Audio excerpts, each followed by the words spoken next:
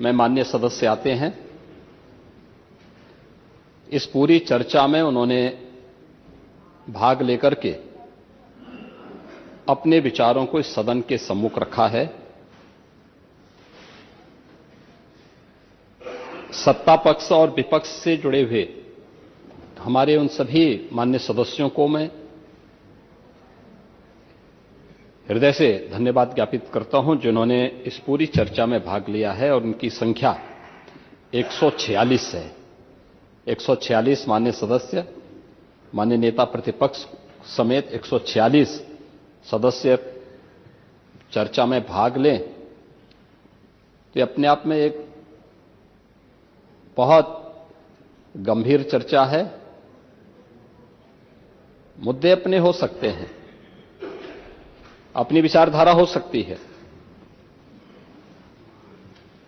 और अपनी अपनी सोच के आधार पर अपने विचारों को व्यक्त करने की एक स्वतंत्रता भी, अभिव्यक्ति की स्वतंत्रता में हमारा संविधान हमें देता है, तो उसके तहत माननीय सदस्यगण अपनी बातों को रखते हैं। लेकिन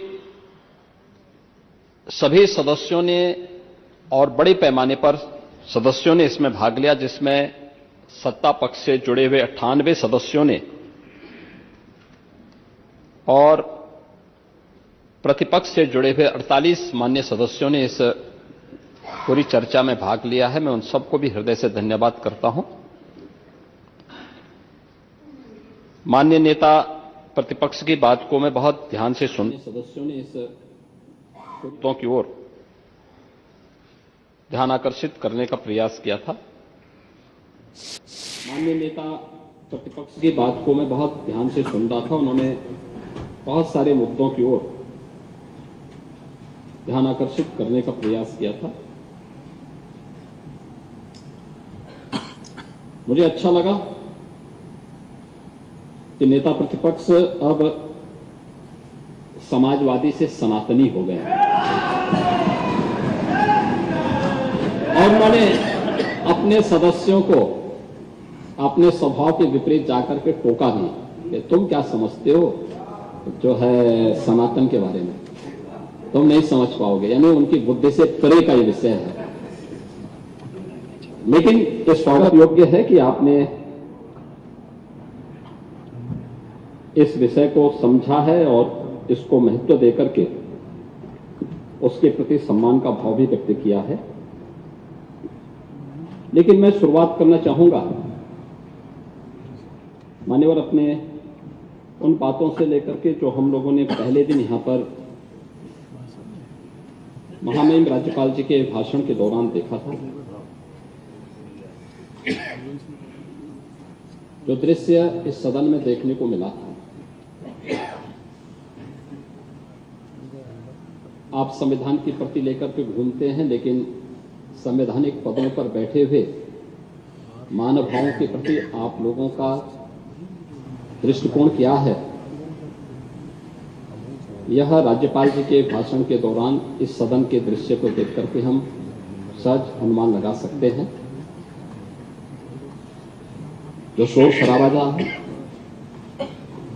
जिस प्रकार की टिप्पणियां की जा रही थी, जिस तरीके से उस समय राज्यपाल जी के प्रति व्यवहार किया जा रहा था, क्या वह संवैधानिक था? और उस प्रकार का व्यवहार अगर आपका संवैधानिक है तो फिर असंवैधानिक क्या है?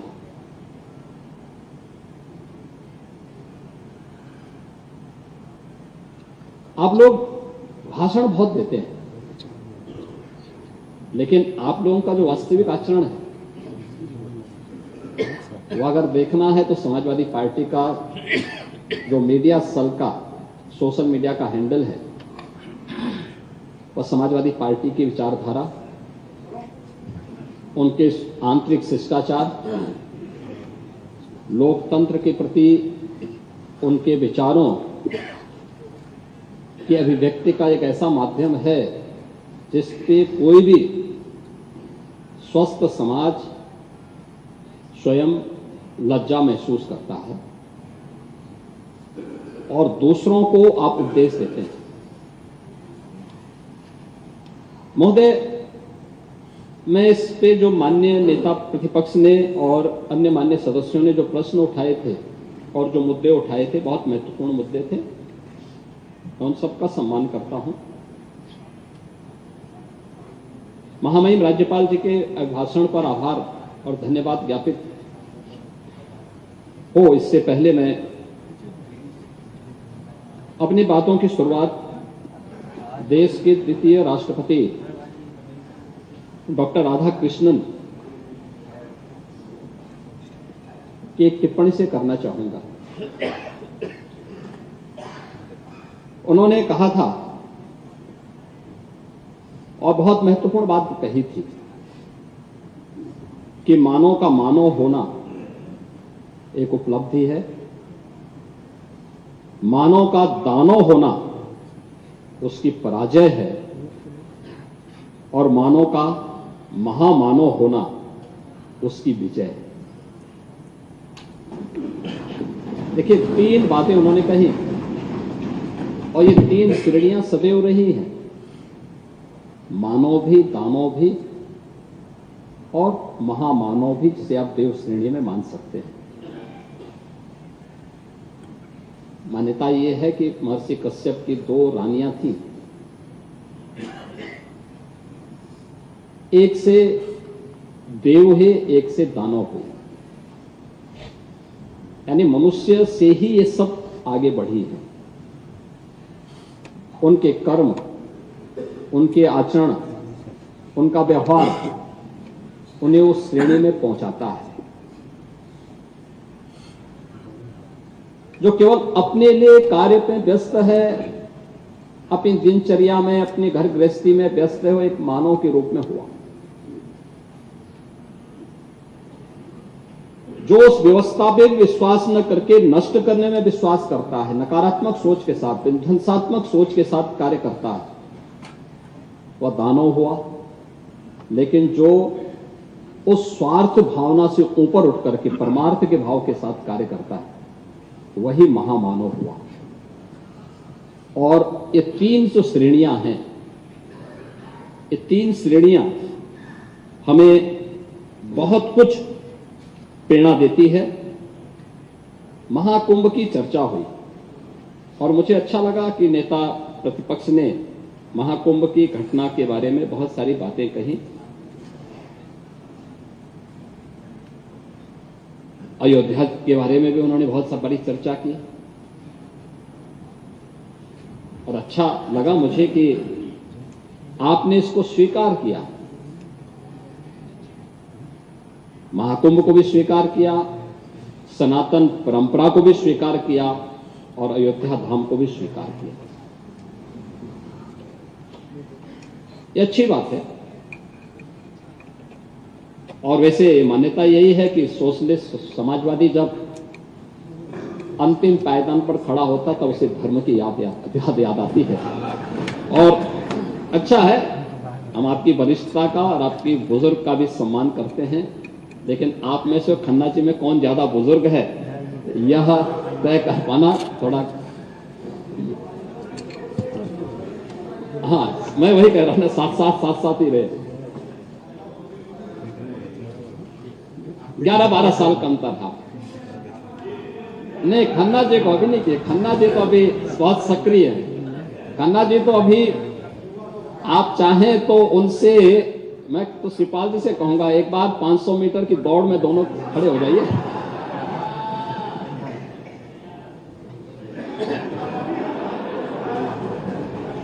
ठीक है भाई,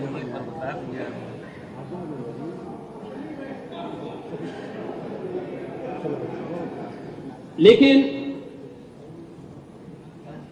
नेता प्रतिपक्षों इस बारे में आपत्ति थी कि भारतीय जनता पार्टी ने अपने लोक कल्याण संकल्प पत्र में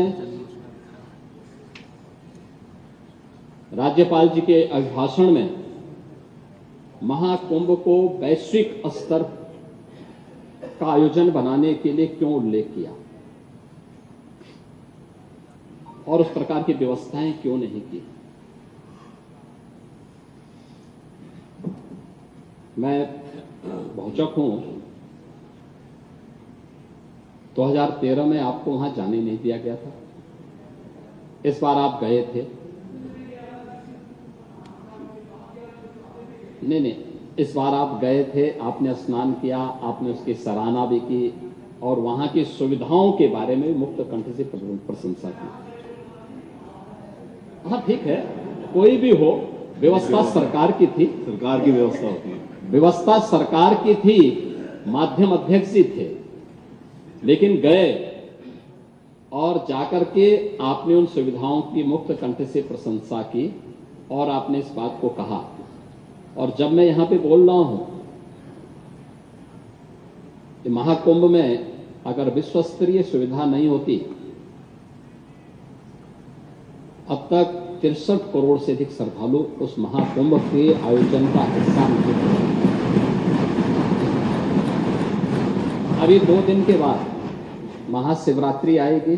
आज 24 है, कल 25 और परसों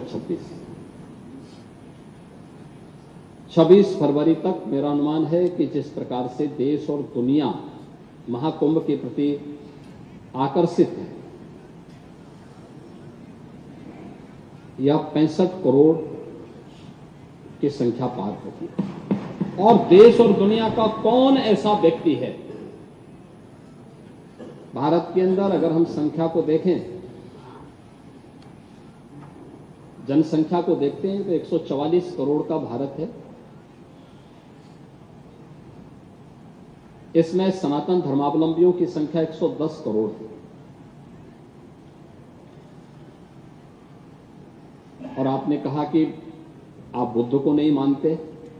मैं तो भारत के हर महापुरुष को सम्मान देता हूं जिसने भारत के अंदर जन्म लिया। मैं बुद्ध को ही मानता हूं, जैन को ही मानता हूं। महावीर जैन की परंपरा को, ऋषभ देव से लेकर के महावीर जैन तक की परंपरा को, सभी तीर्थंकरों के प्रति भी सम्मान का भाव रखता हूं। सनातन धर्म के साथ साथ बौद्ध तीर्थ स्थलों का भी पुनरुद्धार और सुंदरीकरण के कार्यक्रम को हम पूरी प्रतिबद्धता के साथ कर रहे हैं।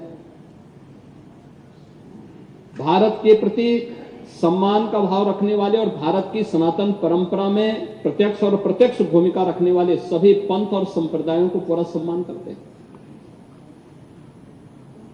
बौद्ध हो, जैन हो, सिख हो,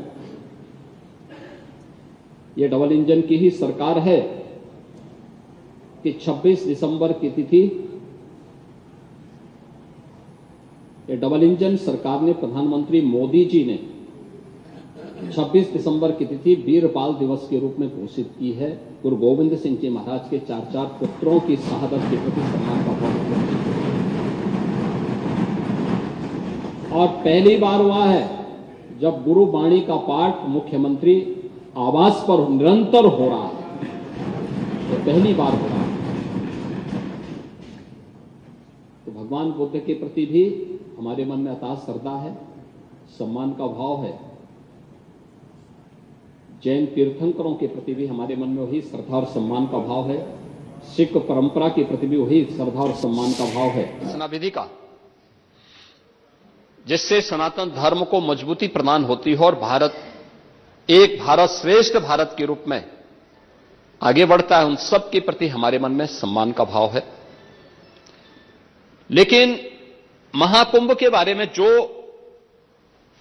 बातें आप लोगों ने कही, आपने कहा कि एक जाति विशेष को वहां जाने से रोका गया। किसी जाति को रोका नहीं गया था। हम लोगों ने तो कहा था जो सद्भावना से जाएगा वो सम्मान से कुंभ में जाए, लेकिन जो सद्भावना से नहीं दुर्भावना से जाएगा तो उसकी दुर्गति भी होगी जरूर, अगर उसने कुंभ में अव्यवस्था पैदा करने का प्रयास किया। हां, हमने आपकी तरह आस्था के साथ खिलवाड़ नहीं किया,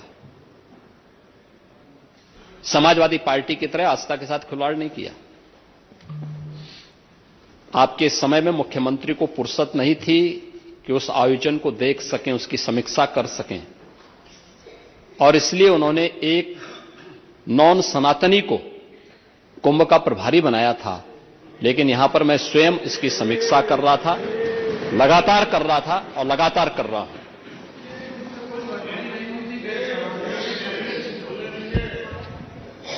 यही कारण है कि 2013 के कुंभ में जो भी गया उससे अव्यवस्था दिखाई दी, भ्रष्टाचार दिखाई दिया,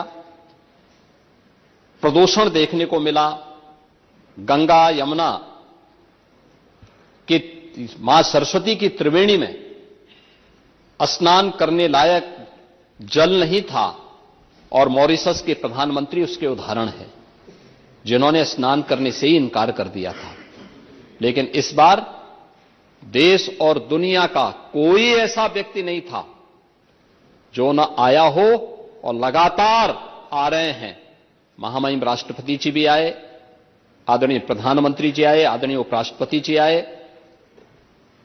भूटान के नरेश भी आए, दुनिया के तमाम अन्य देशों से जुड़े हुए यानी 74 देशों के हेड ऑफ मिशंस भी वहां आए। इन सब ने उस आयोजन में भागीदार बनकर के इस आयोजन को सफल बनाया, और पहली बार उत्तर, दक्षिण, पूरब, पश्चिम सभी ने उस आयोजन का हिस्सा बनकर के 74 देशों के लोग जिस आयोजन में भागीदार बन रहे हो, कई देशों के मंत्री जिस आयोजन में हिस्सा बन रहे हो, क्या वो वैश्विक आयोजन नहीं है? क्या वो वैश्विक आयोजन नहीं है? वैश्विक आयोजन का मतलब क्या था? दुनिया आए, देखे, और जो आ रहा है अभिभूत होकर के जा रहा है। आपने तो अमृत स्नान के दिन मीडिया, विभिन्न मीडिया चैनल के द्वारा जो लाइव दिखाया जा रहा था, उसमें विदेशी जो पर्यटक आए थे, जिन्होंने कुंभ को साक्षात देखने का अनुभव किया, उनकी बातों को भी सुना होगा। कितने प्रफुल्लित थे। आयोजन सनातन धर्मावलंबियों का, लेकिन खुशी उनको हो रही थी कि ऐसा आयोजन पहली बार हुआ, और दुनिया के अंदर कहीं भी ऐसा आयोजन नहीं है जिस आयोजन में इतनी बड़ी संख्या में श्रद्धालुजन उपस्थित होकर के एक साथ एक मंच पर आकर के उन सभी आयोजनों को अपने अनुसार आगे बढ़ाने में योगदान दे रहे हैं। और ये हमारे लिए तो गौरव का विषय होना चाहिए कि गत वर्ष अयोध्या में श्री राम जन्मभूमि में प्राण प्रतिष्ठा का भव्य आयोजन हुआ, उसको भी दुनिया ने देखा। पूरी दुनिया अयोध्या के प्रति लालायित थी। इस वर्ष महाकुंभ का आयोजन आया। महाकुंभ के आयोजन के साथ हमें जुड़ने का अवसर प्राप्त हुआ, और महाकुंभ के साथ साथ अयोध्या को, काशी को नजदीक से देखने का भी अवसर आम जन को प्राप्त हुआ है। और मेरा मानना है कि ये दो महाआयोजन, अयोध्या में से राम जन्मभूमि पर रामलला का विराजमान होना, महाकुंभ का आयोजन या उत्तर प्रदेश की दृष्टि और भारत की दृष्टि से, एक भारत श्रेष्ठ भारत की दृष्टि से जो प्रधानमंत्री जी का विजन है, उसकी दृष्टि से ये मील के पत्थर साबित होने वाले हैं। भारत के लिए, भारत की आध्यात्मिक परंपरा के लिए और भारत की आर्थिकी के लिए भी ये महत्वपूर्ण आयोजन होने जा रहे हैं।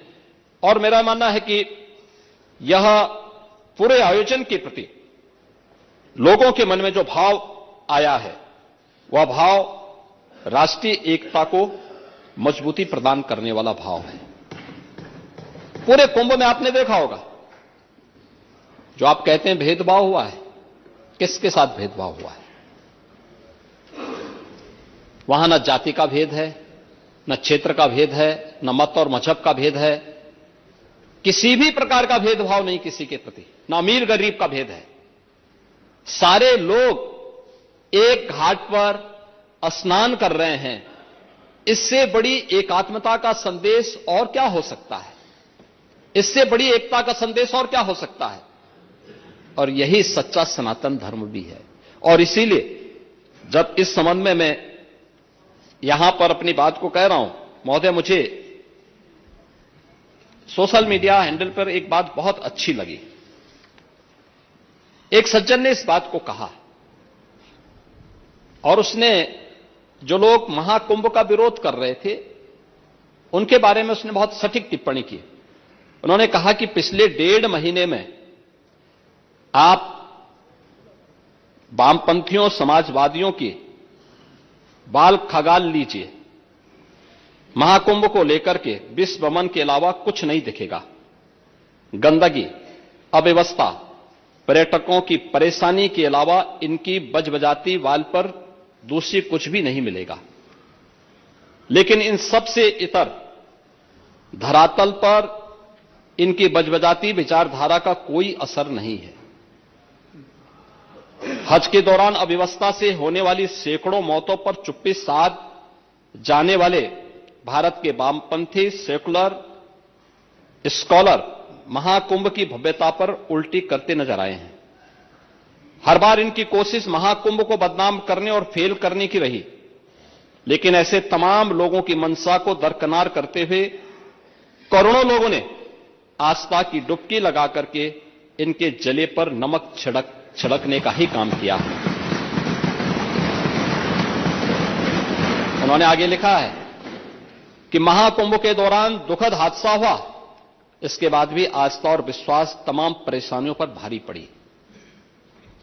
तीर्थयात्री समस्त परेशानियों और मुश्किलों का पहाड़ चढ़कर भी प्रयागराज महाकुंभ पहुंचे, वहां से स्नान कर खुशी खुशी वापस लौटे। रिश्तों के जटिल समीकरण का परिभाषा गढ़ता महाकुंभ अब समारोह की ओर है, लेकिन यहां से निकला संदेश हर सनातन के मन में अमिट छाप छोड़ गया है। जो वर्षों तक लोगों की बदकही और कहानियों में जीवंत रहेगा। हर तरफ अपनी मां और बुजुर्गों को महाकुंभ में अनाथ छोड़ देने वाले बेटे रहे हों, तो दूसरी तरफ अपनी सास को पीठ पर उठाकर कुंभ स्नान कराने वाली बहू भी रही है। लेकिन सनातन विरोधियों को नजर केवल गंदगी पर पड़ी। मैं अध्यक्ष महोदय वह चित्र लेके आया हूं। ये देखिए, एक बहू है, अपने सास को पीठ पर लाद करके जा रही है महाकुंभ स्नान करने के लिए।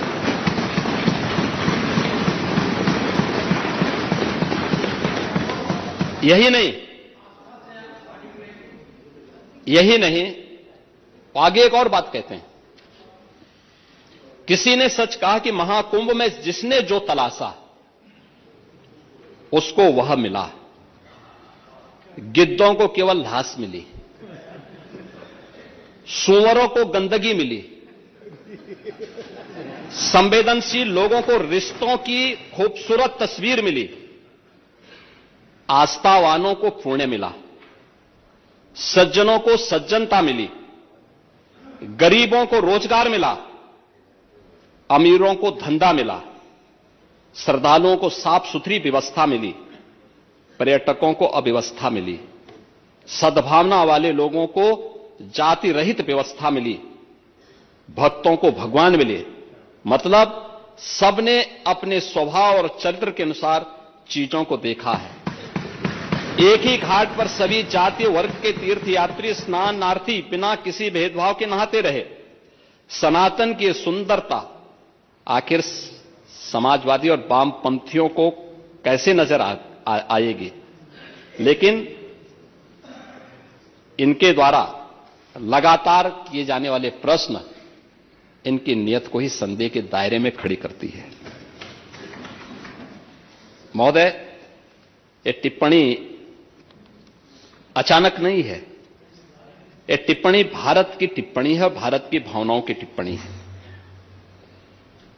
और जो स्वयं कुछ कर नहीं सकते थे, जिन लोगों ने अपने समय में इस पूरे आयोजन को अव्यवस्था और भ्रष्टाचार का शिकार बनाया था, आज वे महाकुंभ पर इस प्रकार की टिप्पणी करके भारत की भावनाओं के साथ ही खिलवाड़ करने का काम कर रहे हैं। और मैं तो केवल इस बारे में एक बात कहना चाहूंगा कि महाकुंभ ने पूरी दुनिया को भारत की सनातन एकता का संदेश देकर के एक भारत श्रेष्ठ भारत के प्रधानमंत्री मोदी जी के विजन को ही चरितार्थ करके दिखा दिया है कि विश्वास है तो पूरा भारत अपना सहयोग देने के लिए उतनी ही तत्परता के साथ खड़ा है जो महाकुंभ में दर्शन होता हुआ दिखाई दे रहा है। महोदय, यह वर्ष भारत के संविधान का अमृत महोत्सव वर्ष भी है। 26 जनवरी 1950 को भारत का संविधान लागू हुआ था। बाबा साहब डॉक्टर भीमराव अंबेडकर जी के द्वारा संविधान के शिल्पी के रूप में जो कार्य किया गया था, वह संविधान के 75 वर्ष पूर्ण होने के अवसर पर भारत के सभी संविधान निर्माताओं के प्रति एक विनम्र श्रद्धांजलि का क्षण भी है और विशेष रूप से बाबा साहब डॉक्टर भीमराव अंबेडकर जी के प्रति श्रद्धा व्यक्त करने का भी एक महत्वपूर्ण अवसर है। आप समाजवादी कब से बाबा साहब भीमराव अंबेडकर को सम्मान देने लग गए? आप लोगों ने तो बाबा साहब भीमराव अंबेडकर के नाम पर बने हुए कन्नौज मेडिकल कॉलेज का नाम ही बदल दिया था। तब याद नहीं आई बाबा साहब की? याद करिए 2012 में जब समाजवादी पार्टी की सरकार बनी थी, तब समाजवादी पार्टी के तत्कालीन मुखिया ने कहा था कि अंबेडकर जी के नाम पर और अन्य सामाजिक न्याय के महापुरुषों के नाम पर जो भी स्मारक बने हैं, इनको तोड़ करके मैरिज हॉल बना देंगे। क्या यह सच नहीं है?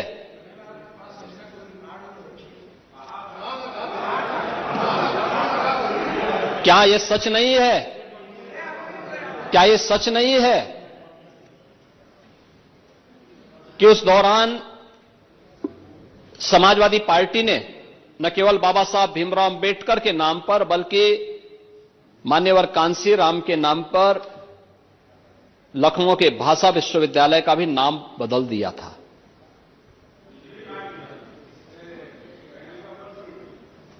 और खैर, गेस्ट हाउस की दुर्भाग्यपूर्ण घटना के बारे में तो चर्चा ही क्या करनी है। महिलाओं के प्रति आप लोगों का नजरिया क्या है? महापुरुषों के प्रति आप लोगों का नजरिया क्या है? ये किसी से छुपा हुआ है? अब देखिए, जिसको दुनिया ने देखा है, जिसको दुनिया ने अपनी आंखों से देखा है, उसको कहीं से भी क्लीन चिट मिल जाए, कभी उससे आप छुटकारा नहीं पा सकते, कभी नहीं छुटकारा पा सकते हैं। और दुनिया ने देखा है, और इसीलिए मैं कहना चाहूंगा कि समाजवादी पार्टी के इस आचरण से तो हर सभ्य समाज हमेशा व्यथित रहा है। आप किस बात की बात करते हैं? और बाबा साहब भीमराव अंबेडकर से जुड़े हुए पंच तीर्थों का निर्माण यह भारतीय जनता पार्टी की सरकार में प्रधानमंत्री मोदी जी के द्वारा ही किया गया। लखनऊ में बाबा साहब भीमराव अंबेडकर के नाम पर एक इंटरनेशनल सांस्कृतिक केंद्र का निर्माण भी यह डबल इंजन की भारतीय जनता पार्टी की सरकार ही लखनऊ में कर रही है। 26 नवंबर की तिथि को संविधान दिवस के रूप में, बाबा साहब भीमराव अंबेडकर के प्रति श्रद्धा व्यक्त करने की दिवस के रूप में यह भारतीय जनता पार्टी कर रही है। संत रविदास जी की परंपरा के प्रति सम्मान का भाव व्यक्त करने के लिए काशी के चीर गोवर्धन को सुंदरीकरण करने की योजना का काम भी यह डबल इंजन की भारतीय जनता पार्टी की सरकार ने किया है। महर्षि वाल्मीकि की पावन तपोस्थली लालापुर चित्रकूट में सुंदरीकरण करने का कार्य यह डबल इंजन की भाजपा की ही सरकार कर रही है। महाराज सुहेल देव को विजय स्तंभ स्मारक बहराइच में यह डबल इंजन की भाजपा की ही सरकार कर रही है। निषाद राज गुह का स्मारक और भगवान राम के साथ उनकी 56 फुट ऊंची प्रतिमा श्रृंगवेरपुर में कॉरिडोर के रूप में विकसित करने का काम भी यह डबल इंजन की भाजपा की ही सरकार कर रही है। मैं यही पूछना चाहता हूं आपसे, आपने 4-4 बार रह करके किया क्या था? आप कर क्या रहे थे? आप तो अवसरवादिता दिखाते रहे, कभी सपा के साथ, कभी सपा कांग्रेस के साथ, कभी बसपा के साथ, और फिर जैसे ही अवसर आया उसमें उनके साथ फिर धक्का मुक्की करके बाहर निकल गए। ये लगातार करते रहे, और इसीलिए यह एक अवसर है हमारे पास। पहली बार अभी बजट पे चर्चा होगी, हम बताएंगे। यह वर्ष इसलिए भी महत्वपूर्ण है, भारत के संविधान के 75 वर्ष पूरे हो रहे हैं लागू किए जाने के, हो चुके हैं। यह वर्ष इसलिए भी महत्वपूर्ण है, पुण्य श्लोका माता अहिल्याबाई होलकर का 300वीं जयंती वर्ष भी है, और उनके प्रति भी पुण्य स्मरण करने का एक अवसर है। सरकार एक बड़ी व्यवस्था उनके नाम पर घोषित करने जा रही है। संत कबीर के नाम पर भी हमारी सरकार एक योजना लेकर के आई है, संत रविदास के नाम पर भी लेकर के आई है, और बाबा साहब भीमराव अंबेडकर के बारे में तो मैंने आपको बताया ही बताया। सरदार पटेल के नाम पर भी हमारी सरकार करने जा रही है।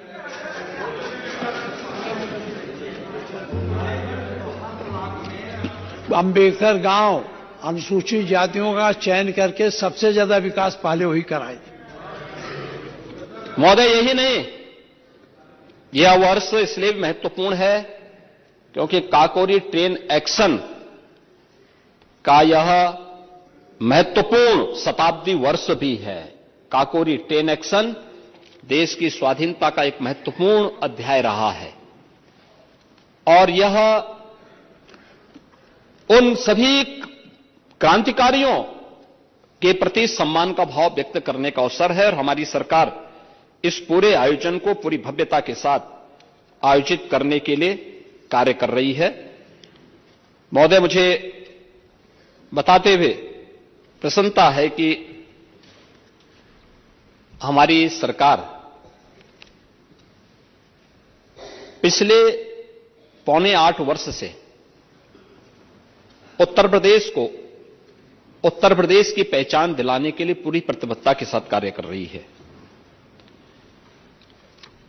और इसकी शुरुआत हम लोगों ने की थी उत्तर प्रदेश में सरकार गठन के तत्काल बाद, और उसके उपरांत सरकार गठन होने के बाद ही उत्तर प्रदेश की स्थापना दिवस के आयोजन के बाद 24 जनवरी 1950 को उत्तर प्रदेश का नोटिफिकेशन जारी होता है, लेकिन 24 जनवरी 1950 से लेकर के 24 जनवरी 2017 तक कभी भी उत्तर प्रदेश दिवस नहीं मनाया गया। पहली बार 24 जनवरी 2018 को हमारी सरकार ने तत्कालीन राज्यपाल से रामनाईक जी के आग्रह पर हम लोगों ने इस आयोजन को भव्यता के साथ आगे मनाया, लेकिन इस आयोजन के साथ हमने बहुत सारी चीजों को जोड़ने का काम भी किया। हर बार के आयोजन के साथ कुछ न कुछ जोड़ना जो उत्तर प्रदेश को पहचान दिला सके, और पहला आयोजन था जिसमें हम लोगों ने 1 डिस्ट्रिक्ट 1 प्रोडक्ट का लॉन्च किया था। ऐसा नहीं कि ये प्रोडक्ट हमने बनाए हों, ये पहले से चले आ रहे थे, लेकिन लुप्त प्राय से हो गए थे, इनको पहचान समाप्त हो गई थी। जैसे आपने काला नमक चावल की बात कही, ये काला नमक चावल कहते हैं भगवान बुद्ध का प्रसाद है। भगवान बुद्ध के समय में इसकी उत्पत्ति होती है, और भगवान बुद्ध ने के समय से ये चावल है, बहुत उसकी खुशबू है। वो अलग विषय है कि आप अकेले खा जाते हैं, शिवपाल जी को नहीं खिलाते हैं। कभी खिला दीजिए, उनको भी बुला दीजिए। हाँ, मैं चाहूंगा कि आपके द्वारा लाए गए चावल का जरूर हम स्वाद लेंगे। मैं अकेले नहीं खाऊंगा, मैं खन्ना जी को भी खिलाऊंगा, लेकिन यह है कि खन्ना जी के अनुसार डाइट लेके आएंगे आप। महोदय, 1 डिस्ट्रिक्ट 1 प्रोडक्ट ने उत्तर प्रदेश को एक पहचान दी है, और देश के अंदर परंपरागत उत्पाद को कैसे प्राथमिकता मिलनी चाहिए उसके ब्रांड के रूप में कहीं देश के अंदर और दुनिया के अंदर चर्चा होती है तो 1 डिस्ट्रिक्ट 1 प्रोडक्ट की उत्तर प्रदेश की योजना की चर्चा होती है। इसने उत्तर प्रदेश के एक्सपोर्ट को बढ़ाया। उत्तर प्रदेश आज के दिन पे लगभग 2.25 से 2.5 लाख करोड़ रुपए के प्रोडक्ट का एक्सपोर्ट कर रहा है। और आपने सिद्धार्थनगर की जो बात कही है कि वो काला नमक चावल के लिए इतना पैसा लिया गया, इतना उसमें सब्सिडी सरकार से मिली है, वो ये घटना नहीं है। ये मामला है खेसरा ब्लॉक की एक एसपीबी में, ये एफपीओ है, फार्मर प्रोड्यूसर ऑर्गेनाइजेशन है, और इसमें कॉमन फैसिलिटेशन सेंटर चलाने के लिए वहां पर 20 व्यक्तियों की, एक व्यक्ति नो बल्कि एक समूह को ये पैसा दिया गया है। व्यक्ति नहीं है, वो समूह है, एफपीओ जिसको कहते हैं, किसान उत्पादक संगठन है ये। और किसान उत्पादक संगठन को ये पैसा दिया गया है जिससे काला नमक चावल की वो ब्रांडिंग कर सके, उसको प्रमोट कर सकें और किसानों के साथ जोड़ करके फिर उसके एक्सपोर्ट के लिए एक सेंटर बना सकें, और वह कार्य करेगा। थोड़ा धैर्य रखिए, बहुत देर नहीं है, चिंता मत करिए, सब होगा, अपने अनुसार चलेगा। कुछ तो हुआ है। अरे आप इतने वरिष्ठ हैं, अब तक काला नमक चावल की याद नहीं आई, खाते जिंदगी भर रहे, लेकिन काला नमक चावल को पहचान हमारी सरकार ने दिया है, हमारी सरकार ने दिया है। और पांडे जी, हाँ वही कह रहे हैं ना, तो ये एफपीओज है, और ये उन हर जनपद में कॉमन फैसिलिटेशन सेंटर दे करके उसको टेक्नोलॉजी के साथ जोड़ने, उसको एक्सपोर्ट के लिए किस प्रकार के प्रोडक्ट चाहिए, उस दिशा से वो सेंटर बनाया गया है, और वह उस पर कार्य करना प्रारंभ किया है, वो कार्य भी करेगा। आप निश्चिंत रहिए, हम इसको आगे बढ़ाएंगे। आपने अयोध्या के बारे में भी कहा। अयोध्या में आप लोगों की परेशानी को मैं समझ सकता हूं, और आपके साहस को मैं धन्यवाद भी दूंगा कि आज आपने कहा कि साहब मैं सनातनी हूं। समाजवादी पार्टी से सनातनी होना, एक समाजवादी से नहीं, इसलिए मतलब है क्योंकि आप समाजवादी तो पहले तो राम को के अस्तित्व को ही नकार गए थे। भगवान राम के अस्तित्व को, भगवान कृष्ण के अस्तित्व को ही नकार गए थे। याद करिए 2017 में जब हमारी सरकार आई थी, हम लोगों ने मथुरा, वृंदावन और ब्रज तीर्थ के विकास की कार्य योजना को आगे बढ़ाया था। समाजवादी पार्टी के साथ की ओर से बयान आया था कि वह, हमने कहा था कृष्ण की एक बहुत भव्य प्रतिमा भी वहां लगेगी। तो आपके यहां से आया था कि आप लोग भी दुर्योधन का बहुत बड़ा वो लगाएंगे। तो हमने कहा दुर्योधन का ही आप लगाने की आपकी सोच है, दुर्योधन की तो हम क्या कर सकते हैं। लेकिन भगवान राम और भगवान कृष्ण के प्रति आस्था न होना, ये डॉक्टर लोहिया को भी झुटलाने जैसा है। याद करिए डॉक्टर लोहिया ने भगवान राम, भगवान कृष्ण और भगवान शिव के बारे में किन विचारों को उद्धृत किया था। और मुझे लगता है कि यही दिखाता है कि आप लोग न सनातन धर्म के प्रति सम्मान का भाव व्यक्त कर पा रहे हैं और न सच्चे समाजवादी के रूप में ही अपने कर्तव्यों का निर्वहन कर पा रहे हैं। अयोध्या के बारे में आपकी चिढ़ स्वाभाविक है, क्योंकि पहले अयोध्या में क्या होता था, किसी से छुपा हुआ नहीं है, किसी से छुपा हुआ नहीं है। आज अयोध्या में 8 से 10 लाख श्रद्धालु प्रतिदिन आ रहा है। अब याद करिए, अगर इन सड़कों को हम 4 लेन का नहीं बनाए होते, इंटरनेशनल एयरपोर्ट नहीं बना होता, 4-4 रेलवे स्टेशनों का सुंदरीकरण नहीं हुआ होता, क्या एक काम हो गया होता? वहां पे इतनी बड़ी संख्या में श्रद्धालु आ पाते, इतना भव्य दर्शन कर पाते, उन गरीबों को रोजगार मिल पाया होता जो लोग आज रोजगार प्राप्त कर रहे हैं, उन नाविकों के हाथों को काम मिल पाता जो आज हजारों रुपया प्रतिदिन कमा रहे हैं, वो रेस्टोरेंट और होटल की जो इनकम हो रही है, टैक्सी वाले और बस वालों की इनकम हो रही है, गाइड के रूप में लोग पैसा कमा रहे हैं, दुकान वाले पैसा कमा रहे हैं, क्या ये कमा पाते? लेकिन आप लोग पहले दिन से, हमने जमीन अधिग्रहण करनी प्रारंभ की, आप लोगों ने कहा साहब भ्रष्टाचार हो रहा है। हम लोगों ने जमीन अधिग्रहण करना प्रारंभ किया, आप लोगों ने उसमें आंदोलन करने के लिए लोगों को उकसाना प्रारंभ किया। मैं अभिनंदन करूंगा अयोध्या वासियों को जिन्होंने सरकार पर विश्वास किया, आप लोगों पर विश्वास नहीं किया। और अयोध्या के अंदर 1700 करोड़ रुपए से अधिक केवल हमने कंपनसेशन पे खर्च किया। और आपने माझा, जो आपने वहां की जमारा की बात की, तो वह 14 गांवों के संबंध में है। मैं आपको स्पष्ट करना चाहूंगा कि सेना द्वारा शूटिंग के लिए उस लैंड को अधिसूचित किया गया था, लेकिन कभी उसका इस्तेमाल नहीं किया गया था और उसको डिनोटिफाई हमने किया है, क्योंकि वह लैंड गवर्नमेंट की लैंड थी, न्यूट्रल लैंड थी, प्राइवेट लैंड है जहां खरीद फरोख्त तो हो सकती है लेकिन कोई कॉमर्शियल एक्टिविटीज नहीं हो सकती। और वहां पे हमने मंदिर म्यूजियम के लिए उस लैंड को लिया है कि भारत के अंदर सनातन धर्म से जुड़े हुए पूरे देश के अंदर और दुनिया के अंदर जितने मंदिर हैं उन सब की शैली का एक म्यूजियम वहां पे बनने वाला है, जिससे दुनिया देखेगी कि कितने प्राचीन प्राचीन मंदिर हैं। और अयोध्या में कोई आएगा तो अयोध्या में राम जन्मभूमि के साथ साथ उसको कुछ अन्य स्थल भी देखने को मिलेंगे। और इसके लिए डी नोटिफाई किया है, कोई कॉमर्शियल एक्टिविटीज के लिए नहीं किया है। ये कहना कि इसको किसी को दे दिया है, मुझे लगता है गुमराह करने वाली बात होगी और ये तथ्यों को शरारतपूर्ण तरीके से छेड़छाड़ करने वाली स्थिति होगी। महोदय, उत्तर प्रदेश के पहले दिवस पर हम लोगों ने ओडीओपी की योजना घोषित की थी। दूसरी योजना हमने 19 में घोषित की थी, 24 जनवरी 19 को, विश्वकर्मा श्रम सम्मान की, भारत के हस्तशिल्पियों के प्रति सम्मान का भाव व्यक्त करने के लिए।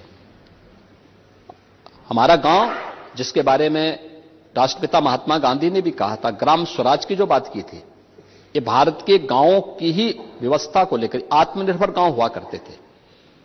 गांव में हर व्यक्ति एक दूसरे पर निर्भर होकर के सरकार पर कम आश्रित था या आश्रित था ही नहीं, आपस में मिलकर के ग्राम व्यवस्था को संचालन करता था। और पहले तो ऐसे होता था, जब ग्राम प्रधानों का चुनाव नहीं होते थे, पानी जी आप तो जानते हैं कि गांव की व्यवस्था अपने आप चलती थी, अपने आप चलती थी। गांव में सम्मानित कोई वरिष्ठ व्यक्ति को लोग ग्राम प्रधान बना करके उस व्यवस्था को चलाते थे, उसकी बात को मानते थे, वह भी एक अभिभावक के रूप में काम करता था, पूरी व्यवस्था को लीडरशिप देता था, गांव के सारे मामलों का निस्तारण वही होता था। गांव का हर व्यक्ति गांव में रहता था, लेकिन गरीबी थी, पैसा नहीं था, लेकिन कोई भूखों भी नहीं रहता था। यह हमारा आदर्श गांव था। और उस व्यवस्था के तहत हमारे गांव में भी हस्तशिल्पी हुआ करते थे, शहरों में भी तमाम हस्तशिल्पी हुआ करते थे। कोई नाव का काम करता था, कोई मोची का काम करता था, कोई हलवाई का काम करता था, कोई दर्जी का काम करता था। कोई पैसा नहीं था, लेकिन राशन के आधार पर लोग एक दूसरे की व्यवस्था का संचालन करते थे और पहली बार उनके श्रम को सम्मान मिला है। हमारी सरकार ने उन्हें आज पीएम विश्वकर्मा योजना के अंतर्गत देश के अंदर सम्मान प्राप्त कर रहा है। हमने 19 में इस स्कीम को लागू किया था और 16 कैटेगरी तय की थी, जिसमें हम लोगों ने राजमिस्त्री से लेकर के, बढ़ई से लेकर के, नाव से लेकर के, लोहार से लेकर के सभी हस्तशिल्पियों को पहचान करके इनकी निश्चित ट्रेनिंग कराना, इनको टूल किट फ्री में उपलब्ध करवाना और फिर इनके प्रोडक्ट को या इनको सस्ते में लोन और ब्याज वहां पे लोन उपलब्ध कराने की कार्रवाई के साथ जोड़ करके इनके जीवन में परिवर्तन करने का काम किया। विश्वकर्मा श्रम सम्मान है। 2020 में 24 जनवरी के दिन, उत्तर प्रदेश दिवस के दिन, हम लोगों ने घोषित किया था मिशन शक्ति का अभियान, महिला सशक्तिकरण के अभियान के साथ जुड़ा था, जिसमें महिला सम्मान भी है, सुरक्षा भी है और स्वावलंबन भी है। उनके रोजगार के लिए, उन्हें अधिक से अधिक सुरक्षा का भाव पैदा हो, इन सभी कार्यक्रमों को आगे बढ़ाने का काम किया था। 2021 में हम लोगों ने उत्तर प्रदेश दिवस के अंदर घोषित किया था महिला, युवा, किसान, सबका विकास और सबका सम्मान। इस कार्यक्रम को आगे बढ़ाने का काम किया गया था, युवाओं को फोकस करते हुए। 2022 में हम लोगों ने अमृत महोत्सव, वर्ष आजादी के अमृत महोत्सव के साथ इसको जोड़ा था, जिसमें हर स्वतंत्रता संग्राम सेनानी के स्मारक को भव्य स्वरूप देना, उसके सुंदरीकरण की योजना करना, उनके प्रति श्रद्धा और सम्मान का भाव करना और चौरी चौरा शताब्दी महोत्सव के कार्यक्रम को भी हम लोगों ने प्राथमिकता के साथ आगे बढ़ाने का काम किया था। 2023 में निवेश और रोजगार के कार्यक्रम को आगे बढ़ाया था। निवेश का global investor summit Uttar Pradesh में, जिसमें 40 लाख करोड़ रुपए से अधिक के निवेश प्रस्ताव हमें प्राप्त हुए, 15 लाख करोड़ रुपए से अधिक के निवेश के प्रस्ताव अब तक जमीनी धरातल पर उतर करके 60 लाख से अधिक नौजवानों को अब तक हम नौकरी उपलब्ध करवा चुके हैं उनके माध्यम से। इसको आगे बढ़ाने का काम किया और 2024 में हम लोगों ने उत्तर प्रदेश की समृद्ध सांस्कृतिक विरासत के कार्यक्रम को, श्री राम जन्मभूमि में 500 वर्षों के बाद अयोध्या में रामलला का विराजमान होना, इस कार्यक्रम को इसके साथ जोड़ करके वर्ष भर इन कार्यक्रमों को हम लोगों ने आगे बढ़ाने का काम किया था। और 2025 में 24 जनवरी के दिन हम लोगों ने मुख्यमंत्री युवा उद्यमी योजना लागू की है। ये युवा उद्यमी योजना उत्तर प्रदेश के युवा उद्यमी तैयार करने का है, जिसमें कोई भी नौजवान अगर वह कोई नया उद्यम स्थापित करना चाहता है तो पहले चरण में 5 लाख रुपए तक का लोन हम उसे इंटरेस्ट फ्री लोन देंगे, यानी उसका जो भी ब्याज होगा वह सरकार देगी। और इस योजना में सरकार उसे सहयोग भी करेगी, अतिरिक्त सहयोग भी करेगी। यह एक योजना प्रारंभ की है और उसकी सफलता इसी में आप लगा सकते हैं कि 24 जनवरी को हम लोगों ने इसे लागू किया, आज ठीक 1 महीना हो रहा है। 96,000 से अधिक एप्लीकेशन आ चुकी हैं, 25,000 से अधिक लोगों ने इस पे अब तक उनके लोन सैंक्शन हो चुके हैं, 6,000 को वितरित भी हो चुका है, बैंकों से 15-16 हजार स्वीकृत भी हो चुका है। यानी यह उसकी सफलता का एक राज है और यह स्कीम इस वर्ष हम लोगों ने स्वीकृत की है। और यह सफल इसलिए हो रहा है क्योंकि पहले उत्तर प्रदेश का नौजवान पलायन करता था, आज पलायन नहीं करता है। आज अपनी प्रतिभा का उपयोग उत्तर प्रदेश के निर्माण के लिए उत्तर प्रदेश में कर रहा है और उसी स्कीम के तहत हम लोगों ने इस योजना को यहां पर लागू किया है और यह योजना उसी रूप में आगे बढ़ाने का काम कर रहा है। महोदय, नेता प्रतिपक्ष ने यहां पर जीरो पॉवर्टी की भी बात की।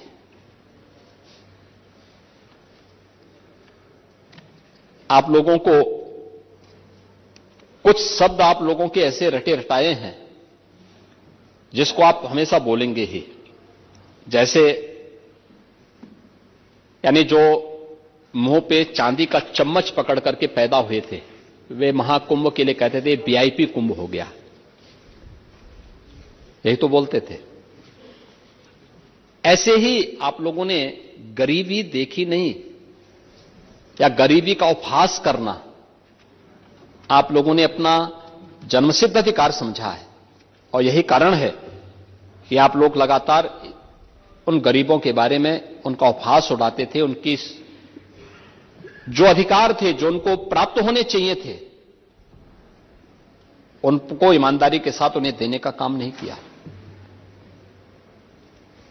आपके अपने आप समाजवादी पार्टी की सरकारें जब भी रही गरीबों के लिए कोई स्कीम बन नहीं पाई, लेकिन अगर भारत में मोदी जी के प्रधानमंत्री बनने के बाद उन्होंने कोई स्कीम लागू करने का प्रयास किया तो समाजवादी पार्टी की सरकार ने पहले 2.5 वर्ष में उस स्कीम को यूपी के अंदर लागू ही नहीं होने दिया। और मैं आपको बताना चाहूंगा कि वे तमाम योजनाएं ऐसी हैं जो हमें इस बात को बताती हैं कि यह स्कीम बहुत पहले लागू होनी चाहिए थी। समाजवादी पार्टी हो या कांग्रेस, प्रधानमंत्री आवास योजना में अब तक देश के अंदर 4 करोड़ गरीबों के आवास बने हैं 2014 से। उसके बाद उत्तर प्रदेश में 2017 के बाद 56 लाख गरीबों के एक आवास बनाए जा चुके हैं। समाजवादी पार्टी की सरकार थी, 2.5 वर्ष में पहले यानी 14 से लेकर के 2017 मार्च 17 तक उन्होंने कोई प्रस्ताव नहीं भेजा, कोई मकान नहीं आवंटित किया, क्योंकि गरीब आपकी प्राथमिकता में नहीं था। स्वच्छ भारत मिशन 2 अक्टूबर 2014 से लागू हुआ। स्वच्छ भारत मिशन में अप्रैल 2017 से लेकर के अब तक हम लोगों ने 3.25 करोड़ लोगों को, 3.25 करोड़ परिवारों को एक एक शौचालय बना करके दिया। आप लोगों ने 2.5 वर्ष में, यानी बहुत कम संख्या में टॉयलेट बनाए थे, क्योंकि आपकी प्रायोरिटी नहीं थी। आप लोगों ने कभी इसको महत्व नहीं दिया। वन्य गांवों को आजादी के बाद भी जिन्हें न्याय नहीं मिल पाया था, उन्हें मतदाता नहीं बनाया गया था, उनका शोषण होता था, उन्हें राजस्व गांव के रूप में मान्यता नहीं मिली थी, कोई स्कूल नहीं, पेयजल की व्यवस्था नहीं, राशन कार्ड की सुविधा नहीं। मुझे प्रसन्नता है कि 2017 में हमारी सरकार आई, हमने 56 से अधिक ऐसे गांवों को राजस्व गांव के रूप में मान्यता देकर के उन्हें समाज और राष्ट्र की मुख्य धारा के साथ जोड़ करके उन्हें मतदाता भी बनाया, राशन कार्ड भी दिया, सभी प्रकार की सुविधाओं से उन्हें आच्छादित करने का काम किया। भारत नेपाल बॉर्डर पर थारू जनजाति रहती है। चित्रकूट, मिर्जापुर में कोल जाति के लोग रहते हैं। भगवान राम के समय से उनका इतिहास जुड़ा हुआ है। चेरो, गोड़ और अन्य जातियां आपके सोनभद्र, मिर्जापुर, चंदौली, इन जनपदों में रहती है। सहरिया बुंदेलखंड में रहती है, झांसी में, झांसी ललितपुर में। कोई स्कीम आपके पास नहीं थी। मुसर, कुशीनगर से लेकर के, महाराजगंज, कुशीनगर से लेकर के आपके सोनभद्र तक एक बड़ी आबादी निवास करती थी। हैंड टू माउथ थे, कुछ भी नहीं था, न राशन कार्ड था, न जमीन का पट्टा था, न झोपड़ी ही थी। इस युग में भी जैसे तैसे जीवन यापन कर रहे थे। और मुझे बताते हुए प्रसन्नता है कि सभी लोगों को जमीन के पट्टे देकर के एक एक आवास देने का काम किया गया। इन सभी को सैचुरेशन के लक्ष्य तक पहुंचाने के कार्यक्रम को आगे बढ़ाया गया। आप गरीबों की बात करेंगे। पीएम स्वामित्व योजना में देश के अंदर 2 करोड़ लोगों को जहां पर मकान, वहीं पे उसका जमीन का पट्टा मिले, यह पहली बार हुआ है। हम आभारी हैं प्रधानमंत्री मोदी जी के। और यूपी 2 करोड़ में से 1 करोड़ अकेले यूपी में हमारी सरकार ने किया है, हमारी सरकार ने किया है। जहां पे जिसकी झोपड़ी है, जहां पे मकान है, वहीं का पट्टा उसको प्राप्त होगा। और बाकायदा ड्रोन से सर्वे करके खुली बैठक में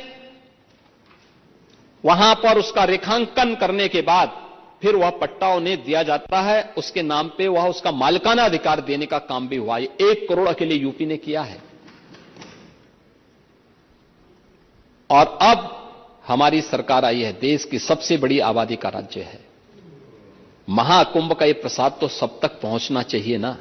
और इसलिए हमने तय किया है कि अगले 3 वर्ष के अंदर उत्तर प्रदेश गरीबी रेखा से पूरी तरह मुक्त हो। गरीबी, हर व्यक्ति को जीवन स्तर इतना उठाएंगे कि वह सम्मान के साथ अपने को कह सके कि हम उत्तर प्रदेशवासी हैं। क्योंकि आप लोगों ने तो उत्तर प्रदेश के नौजवानों के सामने, उत्तर प्रदेश वासियों के सामने पहचान का ही संकट खड़ा कर दिया था। 2017 के पहले उत्तर प्रदेश के नाम पर युवा घबराता था, अगर अब पहचान बताएगा तो उसके सामने संकट खड़ा हो जाएगा। यानी उत्तर प्रदेश के नाम पर धर्मशाला में भी कमरा नहीं मिलता था। यह आपने पहचान दिलाई थी यूपी को। और आज आप जाइए, महाकुंभ के आयोजन और अयोध्या में रामलला के भव्य मंदिर निर्माण के बाद उत्तर प्रदेशवासी जहां कहीं जाएगा और जहां कहीं जा रहा है, सम्मान के साथ लोगों के चेहरे खुलते हैं। वाह, उत्तर प्रदेश से, यह है पहचान, यह है पहचान। आप पहचान का संकट खड़ा करने वाले लोग हैं। हमने उत्तर प्रदेश की पहचान उत्तर प्रदेश वासियों को दी है, उत्तर प्रदेश के नौजवानों को दी है, और यही पहचान, ये ऊर्जा, ये प्रतिभा जो उत्तर प्रदेश के पास है, उन गरीबों के पास है, उसको उसका अधिकार दिलाने का काम सरकार करेगी। और सरकार ने इस योजना में सर्वे का काम पहले चरण का पूरा कर लिया है। और मुझे बताते हुए अध्यक्ष जी, पिछले 7.25 वर्ष में 6 करोड़ से अधिक लोगों को हम लोगों ने गरीबी रेखा से ऊपर उठाने में मदद की है। और अब तक देश के अंदर लगभग 25 करोड़ लोग गरीबी रेखा से ऊपर उठे हैं। और उत्तर प्रदेश के अंदर जिस कार्यक्रम को हम आगे बढ़ाने जा रहे हैं, 13.5 लाख ऐसे परिवार हमने चिन्हित किए हैं। 13.5 लाख यानी 13,57,000 पहले चरण में हमने चिन्हित किए हैं। 13,57,000 का मतलब अगर एक परिवार में 5 सदस्य होंगे तो आप सहज अनुमान लगा सकते हैं कि यह एक बड़ी संख्या होगी, जो संख्या अगले 2 वर्ष के अंदर तो हम इन सबके जीवन स्तर को इतना बढ़ाएंगे कि हर परिवार 1.25 लाख से लेकर 1.5 लाख रुपए सालाना कमाने की सामर्थ्य अर्जित कर सके। जिसके पास मकान नहीं, मकान मिलेगा। जिसके पास किसी भी योजना के अंतर्गत पेंशन की स्कीम नहीं, पेंशन की स्कीम से वह पात्रता की श्रेणी में आता, उससे जुड़ेगा। जिनके पास जमीन का पट्टा नहीं, उनको जमीन का पट्टा मिलेगा। जिनके पास राशन कार्ड नहीं, राशन कार्ड। जिनके पास आयुष्मान का कार्ड नहीं, आयुष्मान कार्ड। अलग से सरकार ने इसके लिए बजट में भी व्यवस्था की और बजट में भी हम इस पर चर्चा करेंगे। हमने अलग से व्यवस्था की है, कन्वर्जन के माध्यम से भी सुविधा देंगे, लेकिन इन सबको, इन सभी सुविधाओं से संपन्न करने जा रहे हैं। आपको इसमें भी बुरा लगता है? आप लोग तो ये भी कहते हैं साहब ये गरीबों को राशन बांटने की आवश्यकता क्या है, यानी जैसे केवल आपका ही अधिकार है, यानी समाजवादियों का ही अधिकार है कि समाजवादी पेंशन भी ये पाएं और समाजवादी राशन भी ये पाएं। यानी अब समाजवादी के नाम पे राशन भी हो गया, समाजवादी पार्टी के नाम पे पेंशन भी हो गया, समाजवादी पार्टी के नाम पे बस भी हो गया। गरीब का अधिकार नहीं। हमने समाजवादी नहीं, हमने प्रदेश के गरीब को उसका अधिकार दिलाने का काम किया है और इस सरकार उसके प्रति पूरी तरह प्रतिबद्ध है। अटल आवासीय विद्यालय इसके उदाहरण है। आपको अगर देखना है शिक्षा का मॉडल कैसे होगा भविष्य में, वह अटल आवासीय विद्यालय होगा। एक गरीब का बच्चा भी, एक श्रमिक का बच्चा भी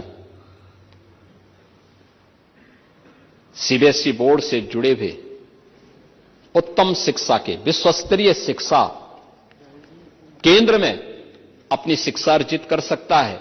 यह बनाने का काम हम लोग उनके माध्यम से करने जा रहे हैं। उनके स्किल डेवलपमेंट के कार्यक्रम के साथ उन्हें जोड़ने या अप्रेंटिसशिप की स्कीम के साथ जोड़ने की कार्रवाई के साथ हम उनको जोड़ेंगे।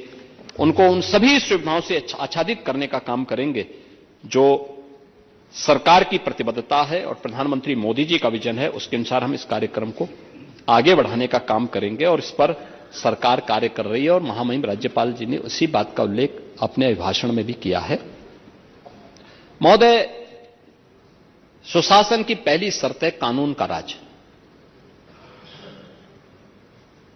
कानून के राज से किसको चिढ़ है ये तो हर व्यक्ति जानता है,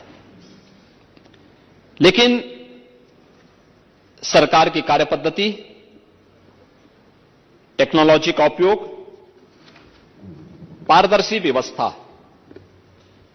पुलिस आधुनिकीकरण, पुलिस रिफॉर्म, इन जैसे मुद्दों पर जो सतत मॉनिटरिंग के जो कार्य हुए हैं, आज उसके परिणाम हम सबके सामने हैं। कोई संदेह नहीं, आज उत्तर प्रदेश की कानून व्यवस्था देश के अंदर एक नजीर बनी है। आपकी परेशानी को मैं समझ सकता हूं, लेकिन उत्तर प्रदेश की कानून व्यवस्था को हर व्यक्ति इसके बारे में चर्चा करता है। और पांडे जी, मैं तो कहूंगा कि कभी तीर्थयात्री बनकर के देश के अंदर घूम करके आइए और उत्तर प्रदेश के नाम पे जाइए, सम्मान भी मिलेगा और लोग आपके सामने जरूर चर्चा करेंगे साहब बहुत अच्छा लगा हमें।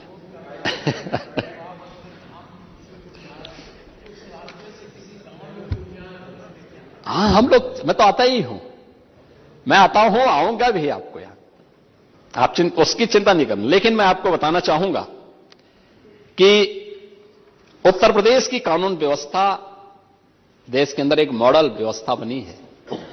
निवेश उसका उदाहरण है, महाकुंभ दूसरा उदाहरण है। कल आपने आदरणीय प्रधानमंत्री जी का मध्य प्रदेश में दिए गए भाषण को सुना होगा। उसमें उन्होंने दो बातें कही, बहुत महत्वपूर्ण बातें महाकुंभ के परिप्रेक्ष्य में की, कि देश भर से जो भी श्रद्धालु और दुनिया से जो भी श्रद्धालु प्रयागराज आया, उसने दो बातों की चर्चा की। और दो बातों की चर्चा उसने की, एक स्वच्छता की चर्चा की, और उन्होंने उन सभी स्वच्छता के कार्यक्रम के साथ जुड़े हुए स्वच्छता कर्मियों का, गंगा मित्रों का, सबका अभिनंदन किया है। और दूसरा, प्रधानमंत्री जी ने पुलिस कर्मियों के व्यवहार और उनकी मेहनत की भी चर्चा की, उसकी सराहना की है। ये बहुत बड़ी उपलब्धि है यूपी पुलिस के लिए। और सचमुच जो भी आया, पुलिस के व्यवहार की चर्चा किया। एक आप हैं, जब समाजवादी पार्टी की सरकार थी, पुलिस का सर्वाधिक दुरुपयोग करते थे, और आज जब पुलिस कार्य कर रही है, अपनी फॉर्म में आकर के गुंडों को ठिकाना लगा रही है और सज्जनों को संरक्षण देकर के सम्मान दिला रही है, तो आपको ये बुरा लगता है, आपको ये बुरा लगता है। लेकिन एनसीआरबी के आंकड़े मैं आपको उपलब्ध करा दे रहा हूं। आप इसलिए नहीं बता पाए क्योंकि सच हमेशा कड़वा होता है, आप इसको बोलना नहीं चाहेंगे, क्योंकि इसके बाद तत्काल फोन आ जाता है, इसलिए आपने उससे कोताही बरती। चलिए, होशियारी दिखाने की आवश्यकता है, कोई बात नहीं। लेकिन 16 की तुलना में अगर मैं आपके सामने इसके बारे में बताऊंगा तो एनसीआरबी के आंकड़े बताते हैं कि डकैती की घटना में 84.41% की कमी आई है, लूट में 77.43% की कमी आई है, हत्या में 41.01% की कमी आई है, बलवा की घटनाओं में 66.40% की कमी आई है, फिरौती के लिए अपहरण की घटनाओं में 54.72% की कमी आई है, दहेज हत्या में 17.08% की कमी आई है, बलात्कार की घटनाओं में 26.15% की कमी आई है। मैं जानता हूं आप इसलिए नहीं बोल पाएंगे क्योंकि आपके पास फोन आ जाएगा कि भाई इतना ये आप, अरे पाणी जी, मैं जानता हूं। देखिए, आप बता देना, अलग से बता देना, कोई बात नहीं। लेकिन महिला संबंधी अपराधों में जो संलिप्त अपराधियों को सजा दिलाने में उत्तर प्रदेश देश के अंदर नंबर 1 पर है। इसने, उत्तर प्रदेश ने सर्वाधिक अपराधियों को सजा दिलाने का काम भी किया है। और महोदय, पुलिस रिफॉर्म की जब बात आती है तो 7 जनपदों में पहली बार, देखिए, पुलिस कमिश्नरेट सिस्टम लागू करने की बात आज से नहीं चल रही है, यह चल रही थी 1973-74 से। कोई हिम्मत नहीं कर पा रहा था, कोई हिम्मत नहीं कर पा रहा था। यह प्रस्ताव मेरे पास भी 2-3 बार आया, लेकिन जिन लोगों के पास फुर्सत नहीं थी, सोचने की सामर्थ्य नहीं थी, क्योंकि इसके लिए समय लगाना पड़ता है, जिनके पास समय नहीं है, 11 बजे सोकर उठना, 12 बजे तक तैयार होना, फिर 5 बजे से मित्र मंडली के साथ अपनी मटर गश्ती के लिए निकल जाना, वे लोग क्या इसके बारे में समय निकालेंगे। लेकिन हमने लखनऊ, गौतम बुद्ध नगर, कानपुर, वाराणसी, आगरा, गाजियाबाद और प्रयागराज में पुलिस कमिश्नरेट सिस्टम लागू किया है। देवबंद, बहराइच, अलीगढ़, कानपुर सहित कई जनपदों में, अन्य जनपदों में हमने एटीएस की नई फील्ड यूनिट भी गठित की है। 3 महिला पीएससी लखनऊ, गोरखपुर और बदायूं में हमने स्थापित की है। बलरामपुर, जालौन, मिर्जापुर, शामली और बिजनौर में 5 अन्य पीएससी बटालियन स्थापित करने की कार्रवाई भी हम कर रहे हैं। और एक स्पेशल सिक्योरिटी फोर्स का गठन किया है जो मेट्रो या एयरपोर्ट की सुरक्षा में योगदान दे सकें। इसकी 6 बाहिनियों का गठन हमने किया है। और एंटी नारकोटिक्स टास्क फोर्स का भी गठन उत्तर प्रदेश के अंदर सरकार ने किया है। साइबर क्राइम मुख्यालय लखनऊ में एडवांस साइबर फॉरेंसिक लैब, 18 जो हमारे रेंज हैं यानी कमिश्नरी हैं उनमें 18 परिक्षेत्रीय थानों पर बेसिक साइबर फॉरेंसिक लैब और 57 जनपदों में साइबर क्राइम थानों की स्थापना की कार्रवाई भी हमारी सरकार ने किया है। 75 जनपदों में हम लोगों ने साइबर सेल क्रियाशील किए हैं। हर थाने में भी एक साइबर हेल्प डेस्क का गठन किया है और उत्तर प्रदेश में हम लोगों ने एक Uttar Pradesh state forensic institute का भी गठन किया, उसको संचालन भी हमने कर दिया है, उसका निर्माण हो चुका है। उत्तर प्रदेश पुलिस भर्ती में 2017 से अब तक 1,56,000 विभिन्न पदों पर हम भर्ती संपन्न कर चुके हैं और मुझे बताते हुए प्रसन्नता है कि इस समय 60,200 पुलिस कार्मिकों की भर्ती हो रही है, जो अगले 1 महीने के अंदर ट्रेनिंग के लिए जिनको प्रस्थान करना है और इसके उपरांत ये भी पुलिस फोर्स का हिस्सा बनेंगे। इसके अलावा 30,000 अन्य नई भर्तियां भी हमारी आ रही हैं। हमने इसके साथ ही एटीएस को अत्याधुनिक तकनीक और आधुनिक अस्त्र प्रदान करते हुए अब तक 2017 से अब तक 130 आतंकवादियों को और 171 रोंगियाओं को भी गिरफ्तार करके यूपी पुलिस ने इस कार्यक्रम को आगे बढ़ाया है। 17 की तुलना में 24 में अभूतपूर्व सुधार हुआ है। यूपी 112 की जो रिस्पांस टाइम है यह 25 मिनट 42 सेकंड से घट करके अब 7 मिनट 24 सेकंड हुआ है। ऑपरेशन त्रिनेत्र के अंतर्गत जो सीसीटीवी कैमरे लगाए गए हैं इनमें 11 लाख से अधिक सीसीटीवी कैमरे हमने पुलिस के द्वारा भी और साथ साथ नगर विकास के सहयोग से भी और जनता के सहयोग से भी और जनप्रतिनिधियों के सहयोग से भी अब तक स्थापित किए हैं। ऑपरेशन कन्विक्शन के तहत जुलाई 23 से दिसंबर 24 तक 51 अभियुक्तों को मृत्युदंड, 6,287 को अभियुक्तों को आजीवन कारावास, 1,091 अभियुक्तों को 20 वर्ष से अधिक का कारावास, 3,867 अभियुक्तों को 10 से 19 वर्ष तक और 5,788 अभियुक्तों को 5 से 9 वर्ष की सजा और 51,748 अभियुक्तों को 5 वर्ष तक की सजा से इनको दंडित भी करवाया गया है। और 19 नवंबर 19 से अब तक चिन्हित माफिया गैंग के विरुद्ध जो विचाराधीन कार्रवाई थी उसमें प्रभावी पैरवी करते 31 माफिया 74 सह अपराधियों को अलग अलग अभियोगों में आजीवन कारावास अर्थदंड से दंडित करने के साथ साथ 2 को मृत्युदंड की सजा करवाने का काम भी इस सरकार ने किया है। और पहली बार देश के अंदर 3 आपराधिक कानून को भी सफलतापूर्वक लागू करने का काम उत्तर प्रदेश के अंदर हुआ है और हम इसके लिए प्रधानमंत्री मोदी जी के आभारी हैं, गृह मंत्री अमित शाह जी के भी आभारी हैं, जिन्होंने ये 3 आपराधिक कानून भारत की व्यवस्था के अनुरूप उन तीनों कानूनों को देश के अंदर लागू किया है। मिशन शक्ति के अंतर्गत जो मैं आपको बता रहा था कि महिलाओं के बारे में आप कह रहे थे क्या हुआ रोजगार के बारे में, पुलिस की भर्ती में ही 20% अनिवार्य हमने कर दिया है और ये निरंतर भर्ती चल रही है। महिला वर्कफोर्स जो हमारे पास है 2018 की तुलना में आज 14.2% से बढ़कर के इनकी संख्या 35.1% हुई है। सामाजिक सुरक्षा से जुड़ी हुई जो विभिन्न स्कीम है, मुख्यमंत्री कन्या सुमंगला योजना में 22,11,000 बालिकाएं इससे लाभान्वित हो रही हैं। निराश्रित महिला पेंशन स्कीम के अंतर्गत और विभिन्न प्रकार की पेंशन की जो स्कीम है, निराश्रित महिला पेंशन, वृद्धावस्था पेंशन, दिव्यांगजन पेंशन में या 1,000 रुपये महीने यानी 12,000 रुपये सालाना देने की कार्रवाई जो सरकार के द्वारा की जा रही, 1,04,00,000 से अधिक परिवारों को यह पेंशन की सुविधा सरकार उपलब्ध करवाने का काम कर रही है।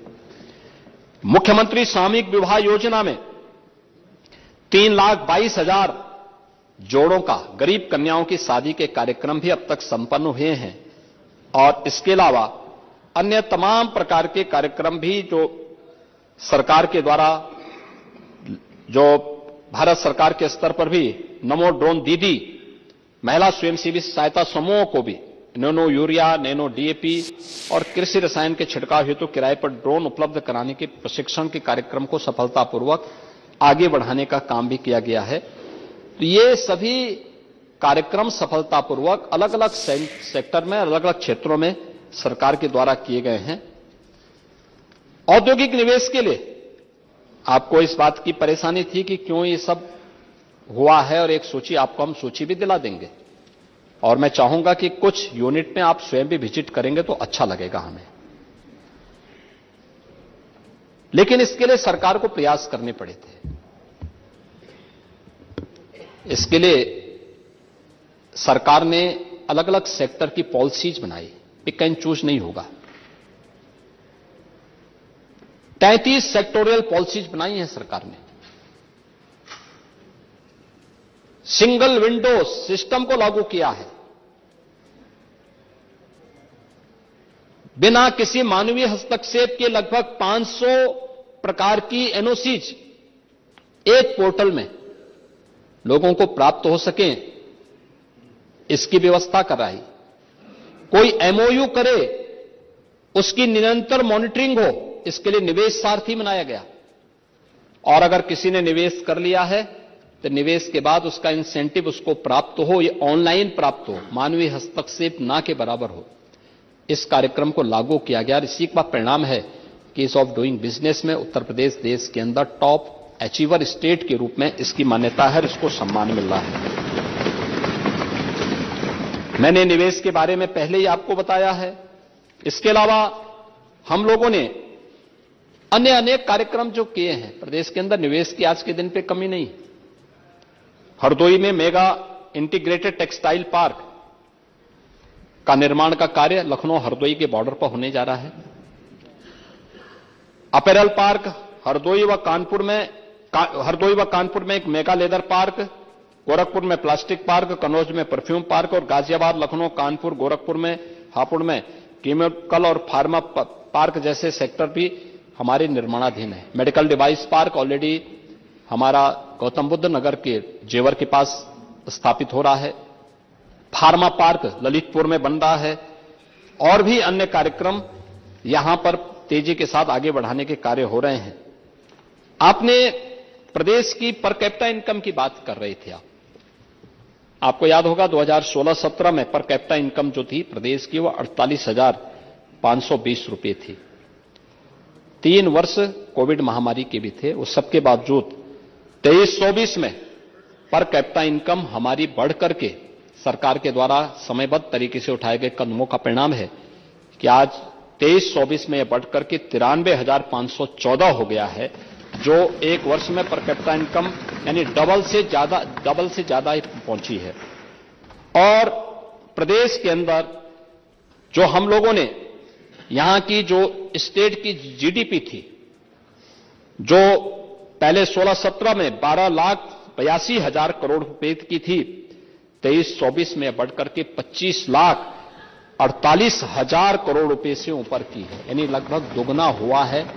और इस वित्तीय वर्ष में यह बढ़कर के 27.5 लाख क्रॉस करने जा रही है। और अगर महाकुंभ के भी उसको इसमें जोड़ दिया जाए तो यह 30 लाख क्रॉस कर जाएगी। 30 लाख करोड़ की जीडीपी अकेले यूपी की होगी। इंफ्रास्ट्रक्चर के लिए प्रदेश के अंदर पिछले 7.25 वर्ष के अंदर जो कार्य हुए हैं वह जल, थल, वायु की कनेक्टिविटी बेहतरीन हुई है, जिसमें अगर हम एक्सप्रेस वे में देखेंगे तो उत्तर प्रदेश आज देश का एक्सप्रेस वे बन चुका है। एक्सप्रेस वे देश के अंदर गंगा एक्सप्रेस वे बनने के बाद देश के अंदर 55% एक्सप्रेस वे यूपी के पास होंगे। सबसे अच्छा रेल नेटवर्क देश के अंदर यूपी के पास, सबसे अच्छा हाईवे का नेटवर्क यूपी के पास, ग्रामीण सड़कों में 250 तक के मजरों को पीएम सड़क योजना के साथ ग्रामीण सड़क योजना के साथ जोड़ने की कार्रवाई को अंतिम अनुमोदन दिया जा चुका है।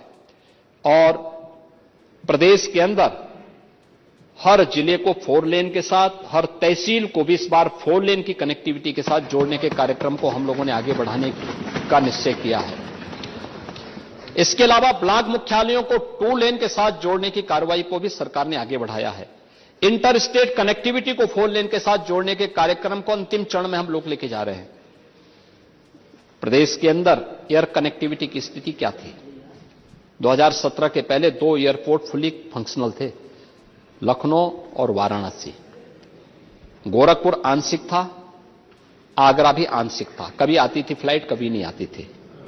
और आज मुझे बताते हुए प्रसन्नता है कि उत्तर प्रदेश में 4 इंटरनेशनल एयरपोर्ट पूरी तरह क्रियाशील हो चुके हैं, 16 डोमेस्टिक एयरपोर्ट पूरी तरह क्रियाशील हो चुके हैं, 6 अन्य एयरपोर्ट पे हमारा काम चल रहा है और अप्रैल तक हम लोग जेवर का इंटरनेशनल एयरपोर्ट, जो भारत का सबसे बड़ा एयरपोर्ट है, उसको भी क्रियाशील करने जा रहे हैं। इसके अलावा प्रदेश ने नए लिंक एक्सप्रेसवे की घोषणा की है। अभी हमारे स्वामी जी आए थे, मैंने कहा भी आप कहां समाजवादी पार्टी में चले गए? अरे आर्य समाज जी तो बड़े जो है प्रखर राष्ट्रवादी हुआ करते थे, और आप कहां भटक करके वहां चले गए हैं?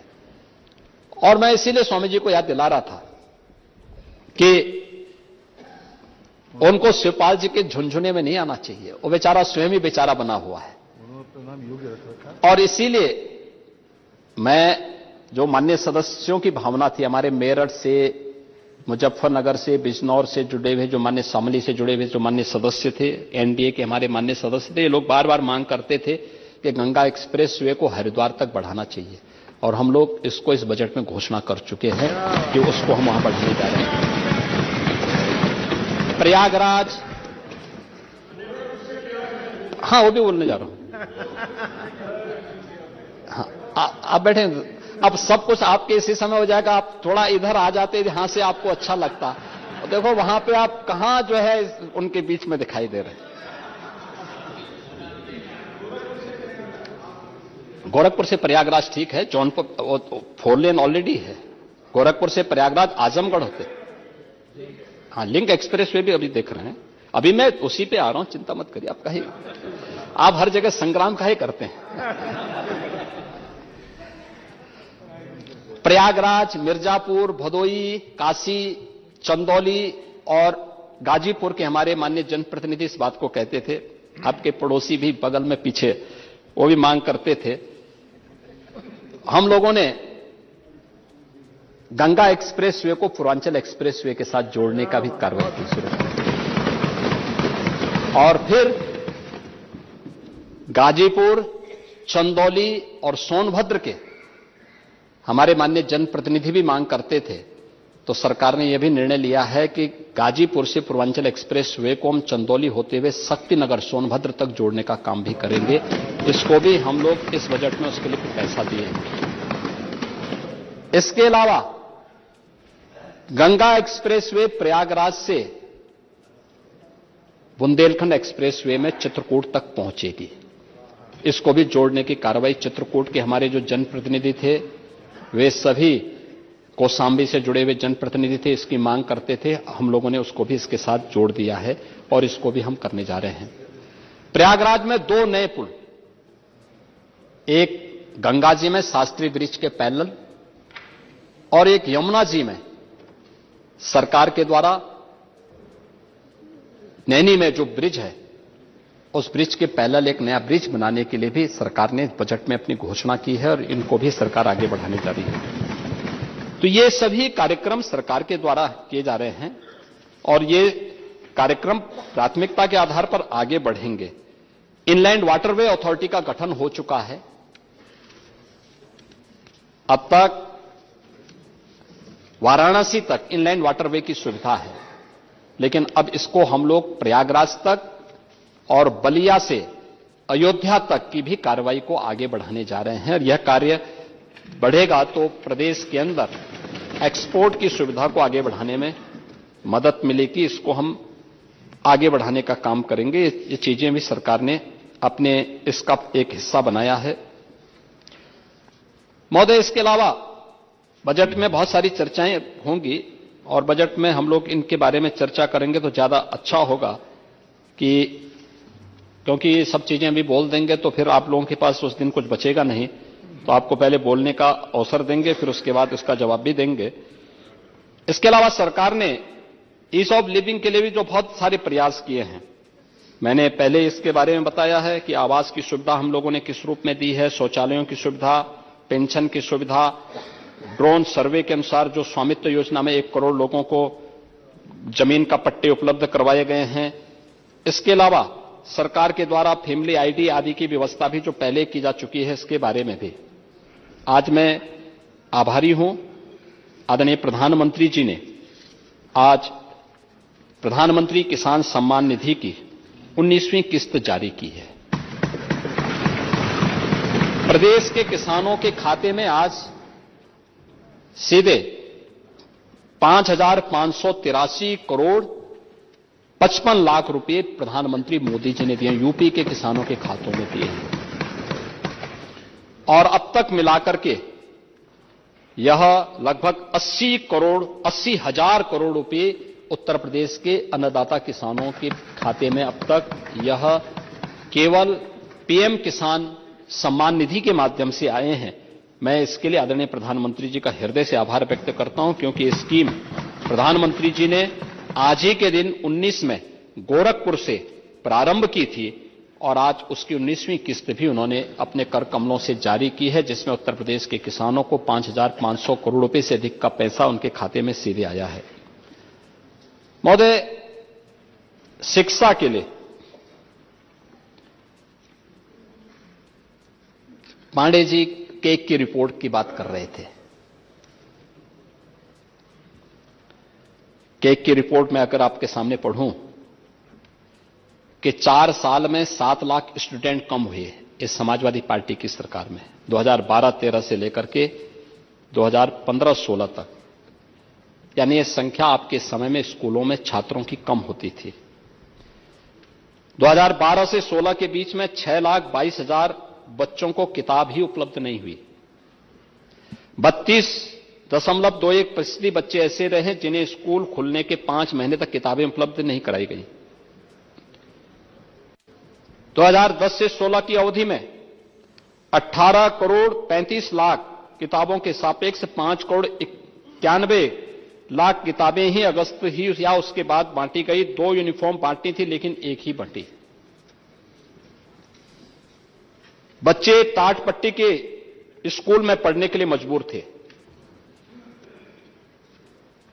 स्वाभाविक रूप से जिनके बच्चे स्वयं ऑस्ट्रेलिया में, इंग्लैंड में या यूएस या अन्य यूरोपीय कंट्रीज में कहीं पढ़ते हैं, वे गरीब की पीड़ा को समझेंगे कैसे? वो कैसे बांटते? बांटेंगे भी नहीं, क्योंकि गरीब की पीड़ा उनको कहां से दिखाई देगी। अब ये चाहते ही नहीं थे कि ये सब मिले, और यही कारण है हमारी सरकार जब आई, और मैं उस समय की भी चर्चा करता हूं कि जब मुझे प्रदेश के अंदर कई जनपदों में जाने का अवसर प्राप्त हुआ था और मैं देखता था कि बच्चे स्कूल जाते थे लेकिन उनके पास यूनिफॉर्म ठीक नहीं थी। ज्यादातर बच्चे नंगे पैर स्कूल जाते थे। बैग उनके पास फटा हुआ होता था। जाड़ों में शीतलहरी के बावजूद हाफ शर्ट में स्कूल जा रहे थे। और तब सरकार ने तय किया था कि प्रदेश के अंदर 2 स्कीम हमने लागू की थी। एक, ऑपरेशन कायाकल्प में बेसिक शिक्षा परिषद के स्कूलों के पूरी तरह कायाकल्प, अच्छी फ्लोरिंग हो, बालक बालिकाओं के लिए टॉयलेट हो, पेयजल की सुविधा हो, स्मार्ट क्लास हो, लाइब्रेरी हो, फर्नीचर हो। यह सुविधा तो उन्हें उपलब्ध करवाई ही गई, लेकिन साथ साथ बच्चों के लिए 2 यूनिफॉर्म, स्वेटर, जूते मोजे, बुक्स और बैग, ये सभी उपलब्ध करवाने के कार्य हुए। और जब इन सब की कॉस्ट जोड़ी गई तो लगभग 1,000 रुपए पड़ रही थी कि 1,000 में एक बच्चे के लिए सुविधा दी जा सकती है। हमने बढ़ा करके उसको 200 रुपए और किए, 1,200 रुपए, 1 करोड़ 91 लाख बच्चों को यह सुविधा प्रदेश के अंदर उपलब्ध करवाई जा रही है। और ये हर वर्ष डीबीटी के माध्यम से इस योजना को हम लोग उन बच्चों तक पहुंचाने का काम कर रहे हैं। ये बेसिक शिक्षा परिषद के स्कूलों में ये सभी सुविधा उन बच्चों को उपलब्ध करवाने का कार्य हो रहा है। इसके अलावा प्रदेश में पीएम श्री योजना के अंतर्गत 1565 विद्यालयों में आधुनिक अवस्थापना सुविधाओं के लिए भारत सरकार के सहयोग से कार्य किया जा रहा है। 6481 जर्जर विद्यालयों के पुनर्निर्माण का कार्य भी किया जा रहा है और बालिकाओं के लिए जो गरीब कमजोर बालिकाएं हैं उन बालिकाओं के लिए कस्तूरबा गांधी विद्यालयों को जो 8वीं तक थी उनको 12वीं तक करने की कार्रवाई को हम लोगों ने आगे बढ़ाया है और ये चीजें आगे बढ़ चुकी हैं। अटल आवासीय विद्यालय के साथ ही हमने एक इंटीग्रेटेड कैंपस बने, इसके लिए आपने कहा हम लोग प्रयास कर रहे हैं कि प्री प्राइमरी से लेकर के 12वीं तक एक कैंपस मिले बच्चों को, अच्छे शिक्षक हों, प्रशिक्षित शिक्षक हों और पर्याप्त मात्रा में छात्र भी हों और शिक्षक भी हों। इसके लिए हम लोगों ने इस बार 57 ऐसे कंपोजिट विद्यालय प्रारंभ करने की कार्रवाई के लिए धनराशि गत बजट में उपलब्ध करवाया था। हमारा प्रयास है पहले चरण में जनपद स्तर पर, दूसरे चरण में हम फिर इसे तहसील स्तर पर, तीसरे चरण में इसे ब्लॉक स्तर पर, चौथे चरण में न्याय पंचायत स्तर पर ले जाने का काम करेंगे और ये एजुकेशन का एक मॉडल होगा। आपने कहा 27,000 विद्यालय बंद किए जा रहे हैं, ये बंद नहीं किए जा रहे हैं। छात्र शिक्षक के रेशियो को संतुलित किया जा रहा है और आप सहमत थे कि जहां शिक्षक ज्यादा हैं छात्र कम हैं उन छात्रों को दूसरी जगह शिफ्ट करना चाहिए, लेकिन आप तो छात्रों के मुद्दे पर भी राजनीति करते हैं। हम राजनीति नहीं कर रहे हैं, उन बच्चों को व्यवस्थित रूप से आगे बढ़ाने का काम किया जा रहा है और इनको उन बच्चों के भविष्य को ध्यान में रख करके सरकार एक निर्णय ले रही है। बनटांगिया गांवों में प्राथमिक विद्यालय 11 प्राथमिक विद्यालय और 22 प्राथमिक विद्यालय और 11 उच्च प्राथमिक विद्यालयों का निर्माण भी इस दौरान किया गया है और साथ साथ एनसीसी की एकेडमी के साथ साथ सैनिक स्कूल के निर्माण के कार्यक्रम को भी प्राथमिकता के आधार पर आगे बढ़ाने का काम किया जा रहा है। संस्कृत के बच्चों के लिए भी सरकार ने पूर्वा से लेकर के यानी 6ठी क्लास में भी कोई बच्चा संस्कृत में एडमिशन लिया है या पूर्व मध्यमा प्रथम वर्ष में 9वीं क्लास में हो या आचार्य की क्लास में, उनके लिए स्कॉलरशिप पहली बार सभी छात्रों के लिए अनिवार्य रूप से स्कॉलरशिप की घोषणा सरकार ने की है और यह गत वर्ष ही हमने लागू कर दिया है। इसके अलावा संस्कृत शिक्षा के विकास के लिए भी सरकार अपने स्तर पर प्रयास कर रही है।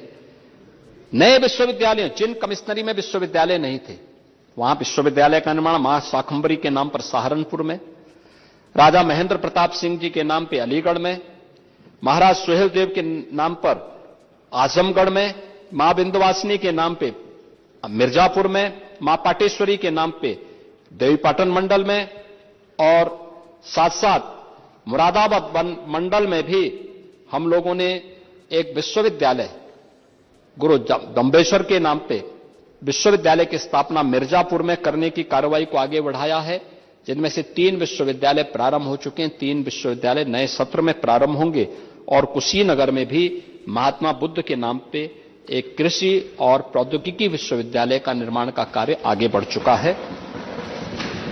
जगतगुरु रामभद्राचार्य दिव्यांग विश्वविद्यालय चित्रकूट को हम लोगों ने राज्य विश्वविद्यालय के रूप में मान्यता दी है और उसको सरकार अब संचालित कर रही है प्रदेश के अंदर।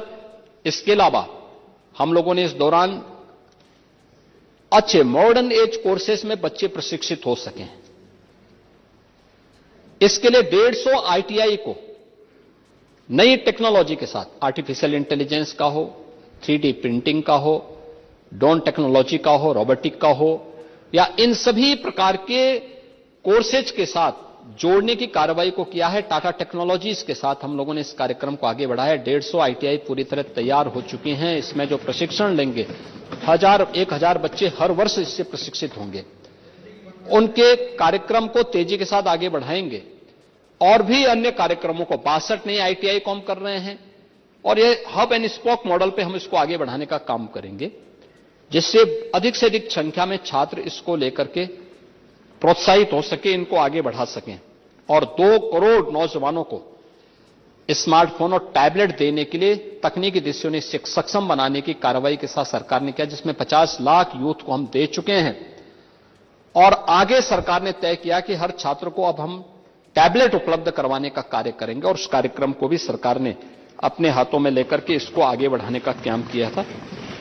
अटल आवासीय विद्यालय के बारे में मैंने आपको पहले ही बताया है और अन्य व्यवस्थाओं के बारे में भी प्रदेश ने जब तक इस पे काम किया है, यह आपके सामने एक रिपोर्ट उस रूप में है। आपने विद्युतीकरण की भी चर्चा की। आने जी, 2017 के पहले आप भी बिजली के लिए तरसते थे, क्योंकि आपके जिले में भी मैं आंदोलन करने के लिए आया था और तब बिजली नहीं मिलती थी। तब यूपी के बारे में क्या मान्यता थी? मान्यता यह थी कि जहां से सड़कों पे गड्ढे प्रारंभ हो और जहां से शाम के समय अंधेरा शुरू हो जाए, मान लो उत्तर प्रदेश की सीमा शुरू हो गई।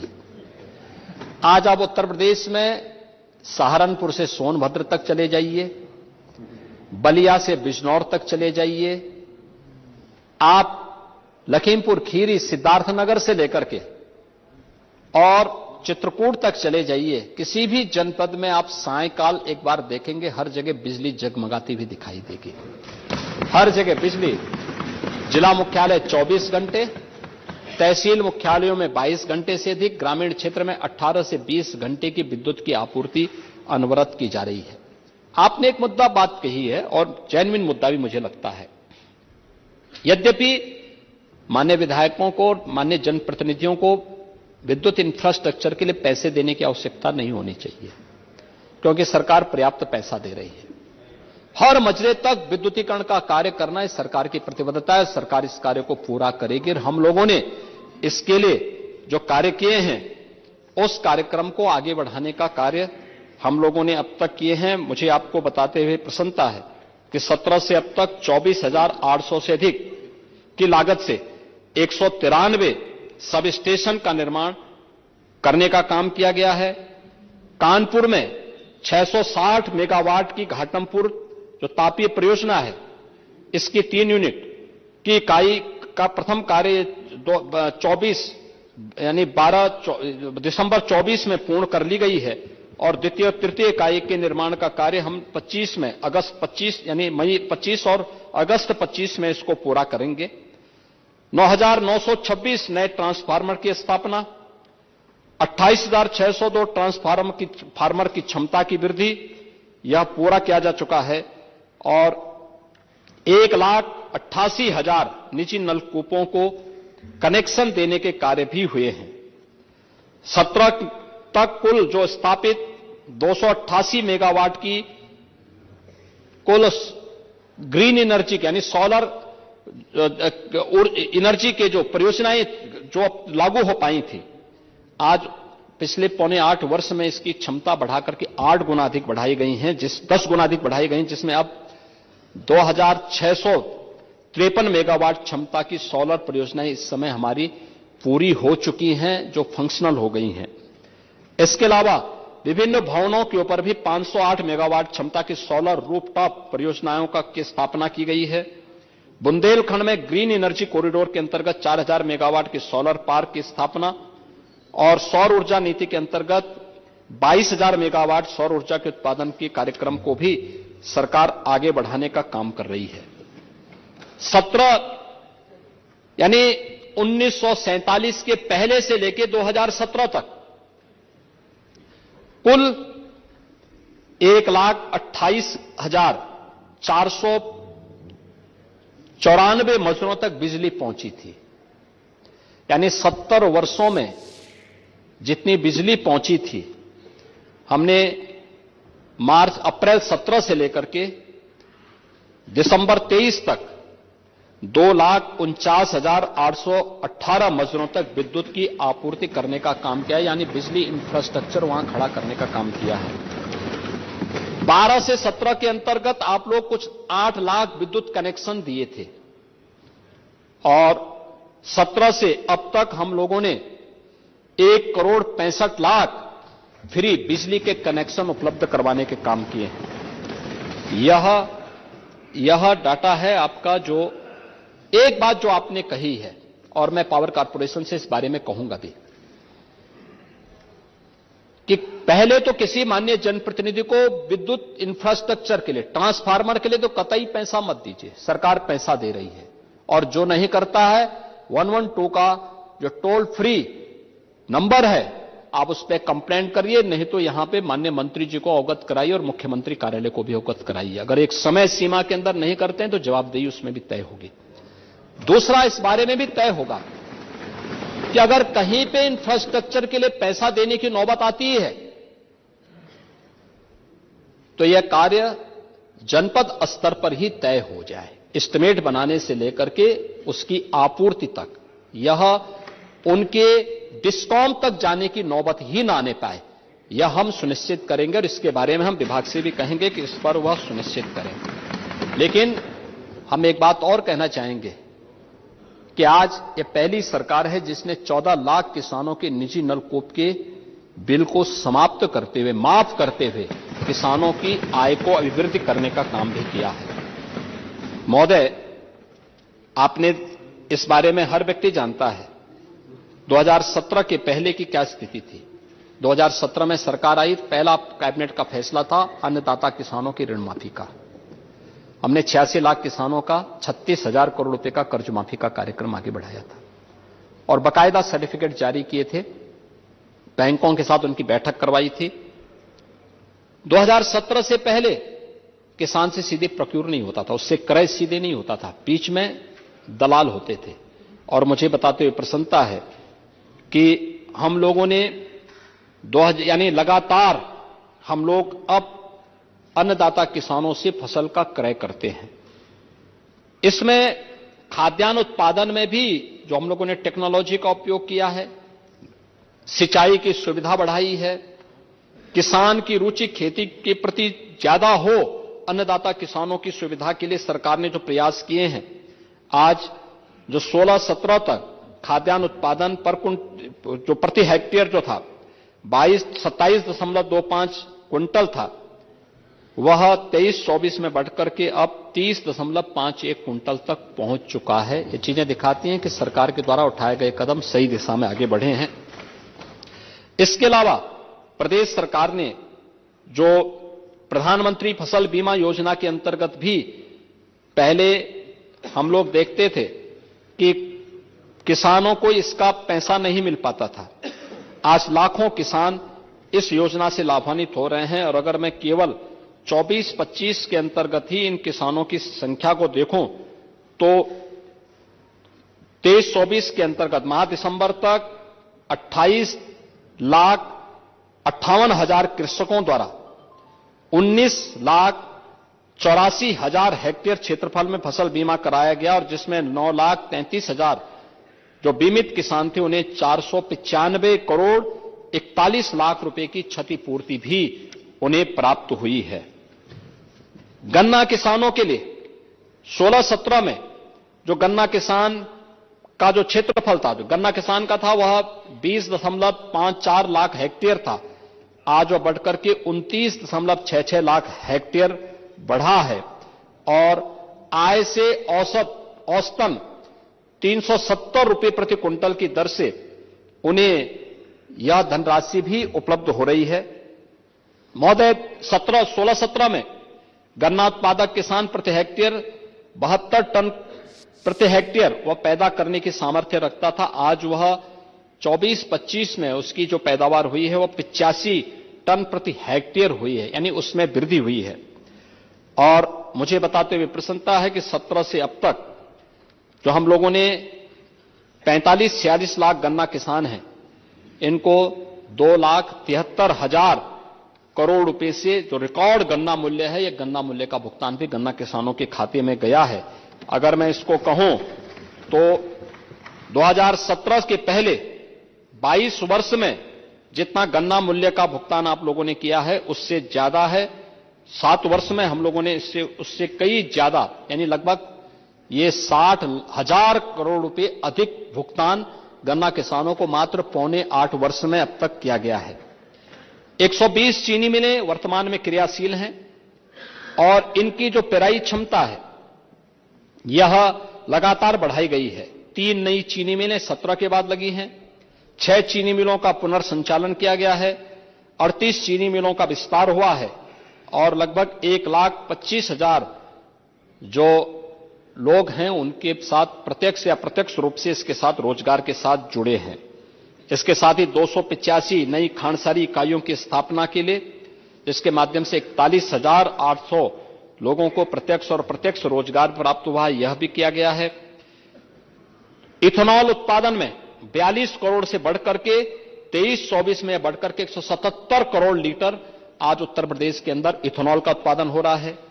सिंचाई और बिजली की निःशुल्क व्यवस्था उपलब्ध होने के बाद 14 लाख से अधिक निजी नलकूपों में बिजली बिल माफ किए गए हैं और 31 सिंचाई परियोजनाओं के पूर्ण होने से 22,75,000 हेक्टेयर की अधिक सिंचन की क्षमता भी इसके माध्यम से अर्जित की गई, जिसके माध्यम से 46,69,000 कृषक इसके माध्यम से सीधे सीधे लाभान्वित हुए हैं। महोदय, इसके अलावा मध्य गंगा नहर परियोजना फेज 2, कनहर सिंचाई परियोजना, महाराजगंज में रोहिन नदी बांध ये पूर्ण होने पर 4,74,000 हेक्टेयर क्षेत्र में सिंचन के अतिरिक्त क्षमता सृजित होगी और इसके माध्यम से 6,77,000 किसान इसके माध्यम से लाभान्वित होने वाला है। महोदय, इसके साथ ही पीएम कुसुम योजना में हम लोगों ने 2024 में जो किसान हैं उन लोगों तक अब तक यानी 2023 तक हम लोगों ने लगभग 82,000 किसानों को सोलर पैनल उपलब्ध करवाए हैं और इस सत्र में 53,000 से अधिक किसानों को सोलर पैनल उपलब्ध करवाने की कार्रवाई को भी सरकार आगे बढ़ाने जा रही है, जिससे उन्हें यह सुविधा उपलब्ध हो सके और सरकार इन सभी कार्यक्रमों को आगे बढ़ा सके। महोदय, इसके साथ ही सरकार ने स्वास्थ्य और चिकित्सा शिक्षा के क्षेत्र में भी बहुत बड़े कदम बढ़ाए हैं। 2017 के पहले यानी आजादी के पहले जो मेडिकल कॉलेजेस खुले थे उनको लेकर के 2017 तक केवल गवर्नमेंट स्तर पर 17 मेडिकल कॉलेज प्रदेश के अंदर बन पाए थे और आज मुझे बताते हुए प्रसन्नता है कि 75 जनपद हैं। सभी 75 जनपदों में एक मेडिकल कॉलेज बनाने के कार्यक्रम को सरकार आज पूरे उस पर आगे बढ़ा चुकी है।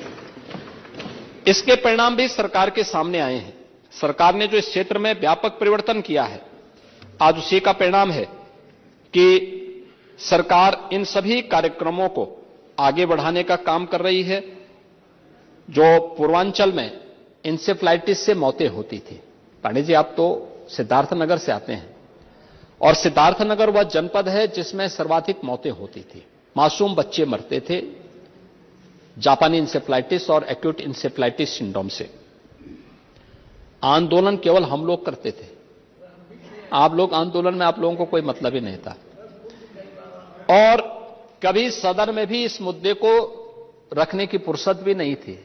हम लोग सड़क से सदन तक इस लड़ाई को लड़ते भी थे और जब अवसर मिला तो इसको पूरी तरह उन्मूलन कर दिया हम लोगों ने।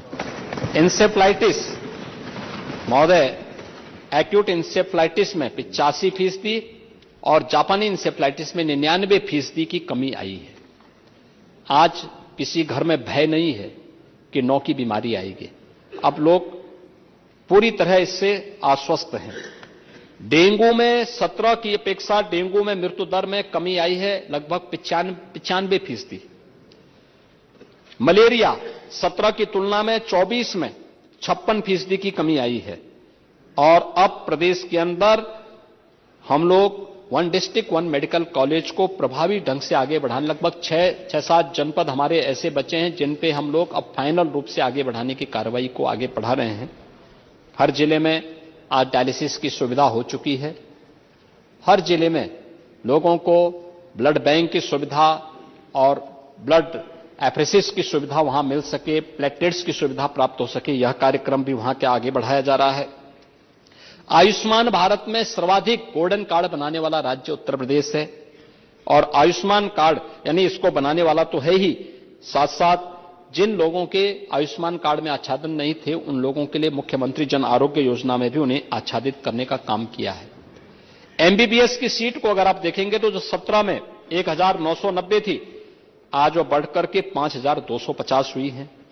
निजी मेडिकल कॉलेजेज में सीट की संख्या 2,550 से बढ़ के 6,550 हुई है।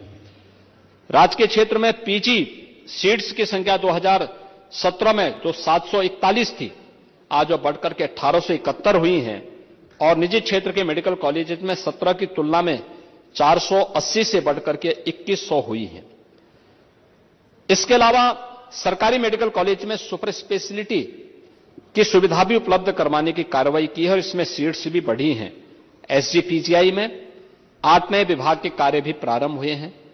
आईआईटी कानपुर में भी 500 बेडेड एक सुपर स्पेशलिटी चिकित्सालय के निर्माण की कार्रवाई के लिए राज्य सरकार भी उसमें योगदान दे रहा है, जिसमें school of medical research and technology इस कार्य को भी पूर्ण करने में राज्य सरकार पूरी सुविधा उपलब्ध करवाने का काम कर रही है।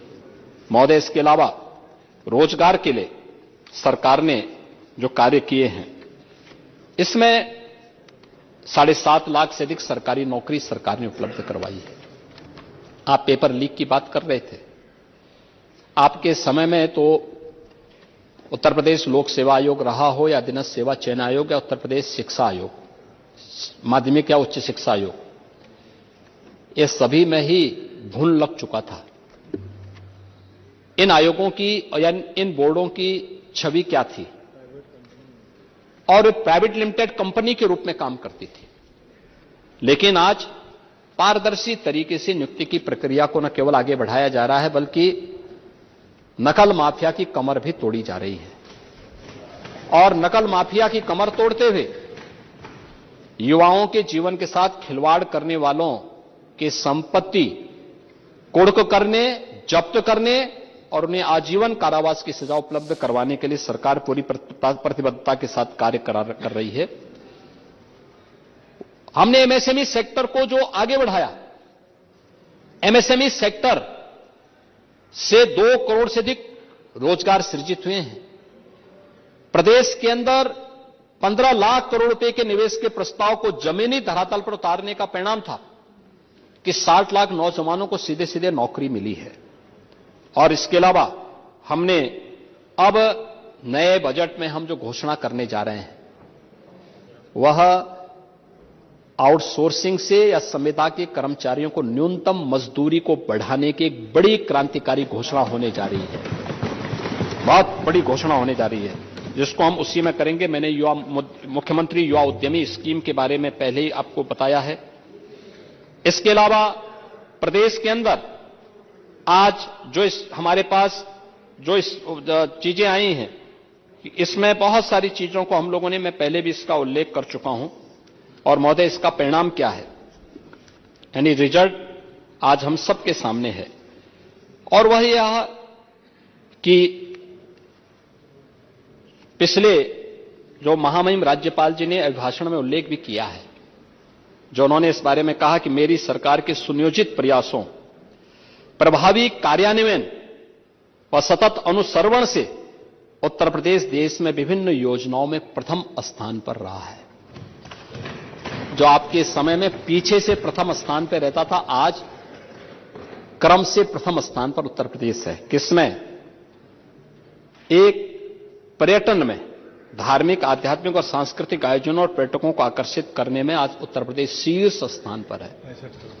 आप मुझे गत वर्ष ही 65 करोड़ लोग आए थे और महाकुंभ का आयोजन अकेले एक ऐसा आयोजन है जहां 65 करोड़ श्रद्धालु आ चुके हैं।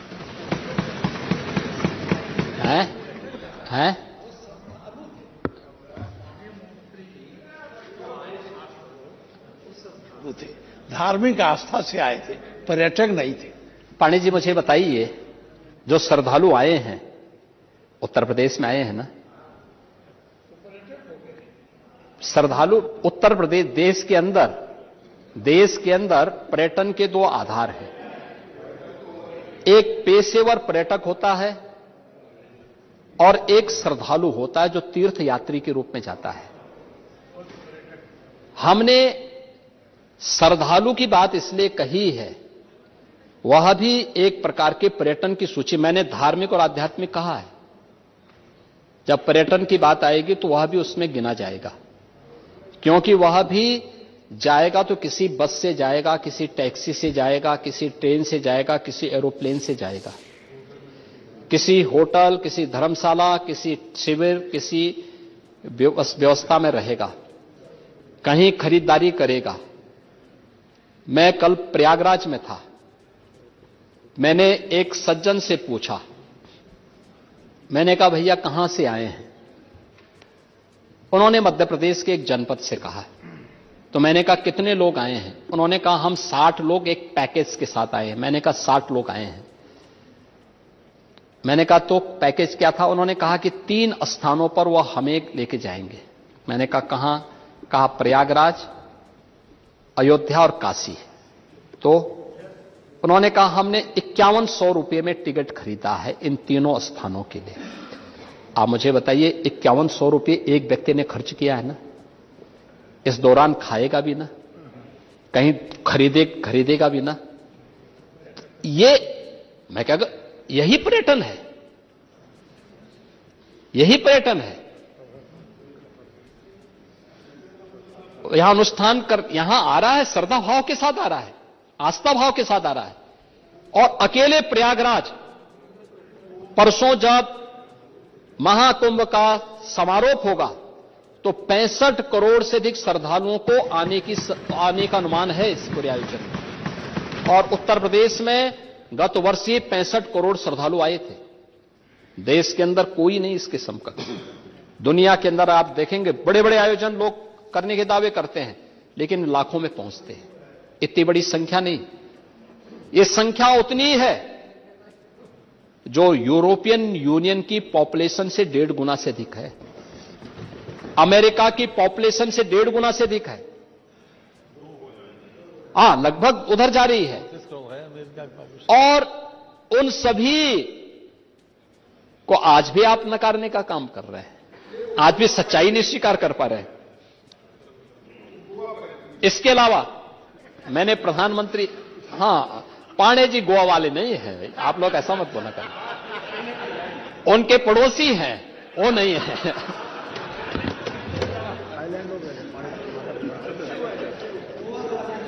हैं? गोवा राजे महाराजे जाते हैं। आपके बगल वाले ना, वही जिनकी तरफ आप इशारा कर रहे हैं।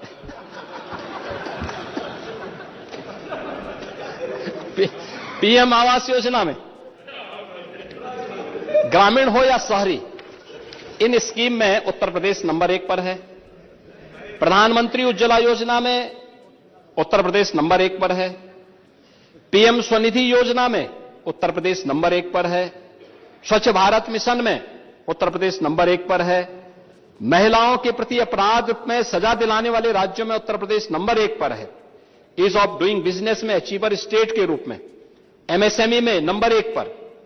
प्रधानमंत्री जन धन योजना के अंतर्गत सर्वाधिक खातों में खोलने वाला राज्य उत्तर प्रदेश नंबर 1 पर है। प्रधानमंत्री सुरक्षा बीमा योजना में उत्तर प्रदेश प्रथम स्थान पर। प्रधानमंत्री जीवन ज्योति बीमा योजना उत्तर प्रदेश नंबर 1 पर। अटल पेंशन योजना उत्तर प्रदेश प्रथम स्थान पर। और इसके अलावा उत्तर प्रदेश कृषि निवेश पर किसानों को दे अनुदान, इसमें भी उत्तर प्रदेश नंबर 1 पर। गन्ना और चीनी उत्पादन, आम उत्पादन, दुग्ध उत्पादन, आलू उत्पादन, शीरा उत्पादन, इसमें उत्तर प्रदेश लगातार नंबर 1 स्थान पर। इथेनॉल उत्पादन में नंबर 1 स्थान पर।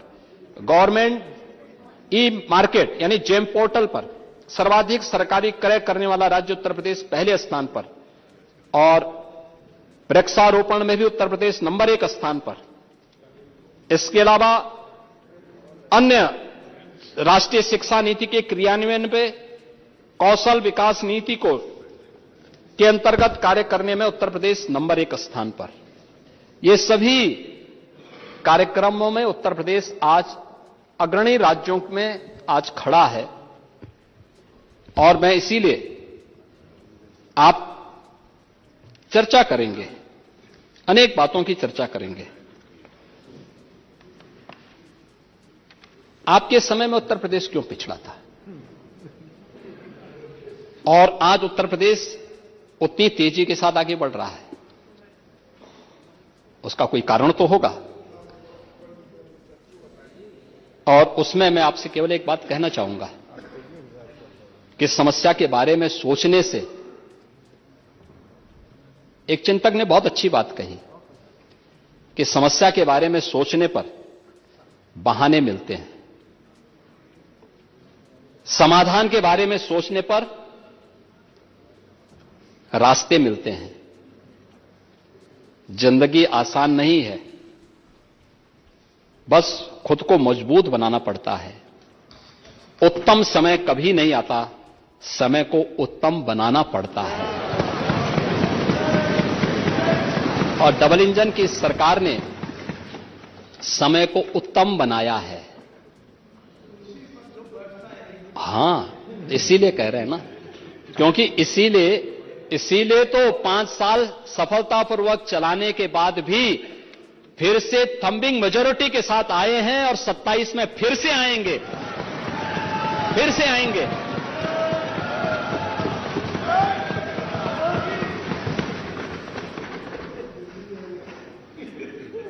और इसीलिए मैं आप सबसे कहना चाहूंगा कि कुंभ के बारे में आपकी जैसी दृष्टि थी वैसी सृष्टि नजर आई। हम लोग तो कुंभ के संदेश को एकता के संदेश के रूप में देखते हैं, और महाकुंभ ने साबित किया है जो भारतीय ऋषि की दृष्टि थी कि एकम सद विप्रा बहुधा वदन्ति। यह यानी सत्य एक है, देखने की दृष्टि भले ही लोगों की अलग अलग हो सकती है, और सत्य वह है ये कि सनातन धर्म शाश्वत है और शाश्वत रहेगा। एकता का वह संदेश महाकुंभ ने दे दिया है। मैं फिर से आपसे कहूंगा कि आपका विघटन करना, तोड़ना, ये सभी षड्यंत्र बेनकाब साबित हुए हैं, आगे भी होंगे। लेकिन मैं आपसे एक बात का अनुरोध जरूर करूंगा, कुंभ के संदेश से कुछ तो सीखें। और एक ही संदेश है कि साथ साथ चलने से ही विकास होगा, साथ साथ चलने से ही विकास होने वाला है। और ये कुंभ का सबसे बड़ा संदेश है, और उस संदेश को अगर हम अंगीकार कर सकेंगे तो बहुत कुछ कह पाएंगे, बहुत कुछ कर पाएंगे। महामहिम राज्यपाल जी का यह भाषण उन्हीं बातों को प्रतिनिधित्व करता है। मैं उन सभी माननीय सदस्यों के प्रति हृदय से धन्यवाद करता हूं जिन्होंने इस पूरी चर्चा में भाग लेकर के इसका हिस्सा बने हैं, और मैं माननीय सदन से इस बारे में अनुरोध करूंगा कि हम सब आभार व्यक्त करें। उस दिन आप लोगों से कुछ गलती भी हो गई है तो उसके प्रति पश्चाताप करते हुए हम एक स्वर से, समवेत सदन को संबोधित करने के लिए माननीय राज्यपाल आई थी। अब समवेत सदन के द्वारा, समवेत सदन तो नहीं लेकिन इस सदन के द्वारा, इस माननीय सदन के द्वारा एक स्वर से, समवेत स्वर से, इस सदन का समवेत स्वर आभार और धन्यवाद ज्ञापित करने का होना चाहिए, और इसमें हम आपके सहयोग की अपेक्षा करेंगे। धन्यवाद। अब मैं प्रश्न प्रस्तुत कर रहा हूं। श्री राज्यपाल द्वारा दिए गए अभिभाषण के लिए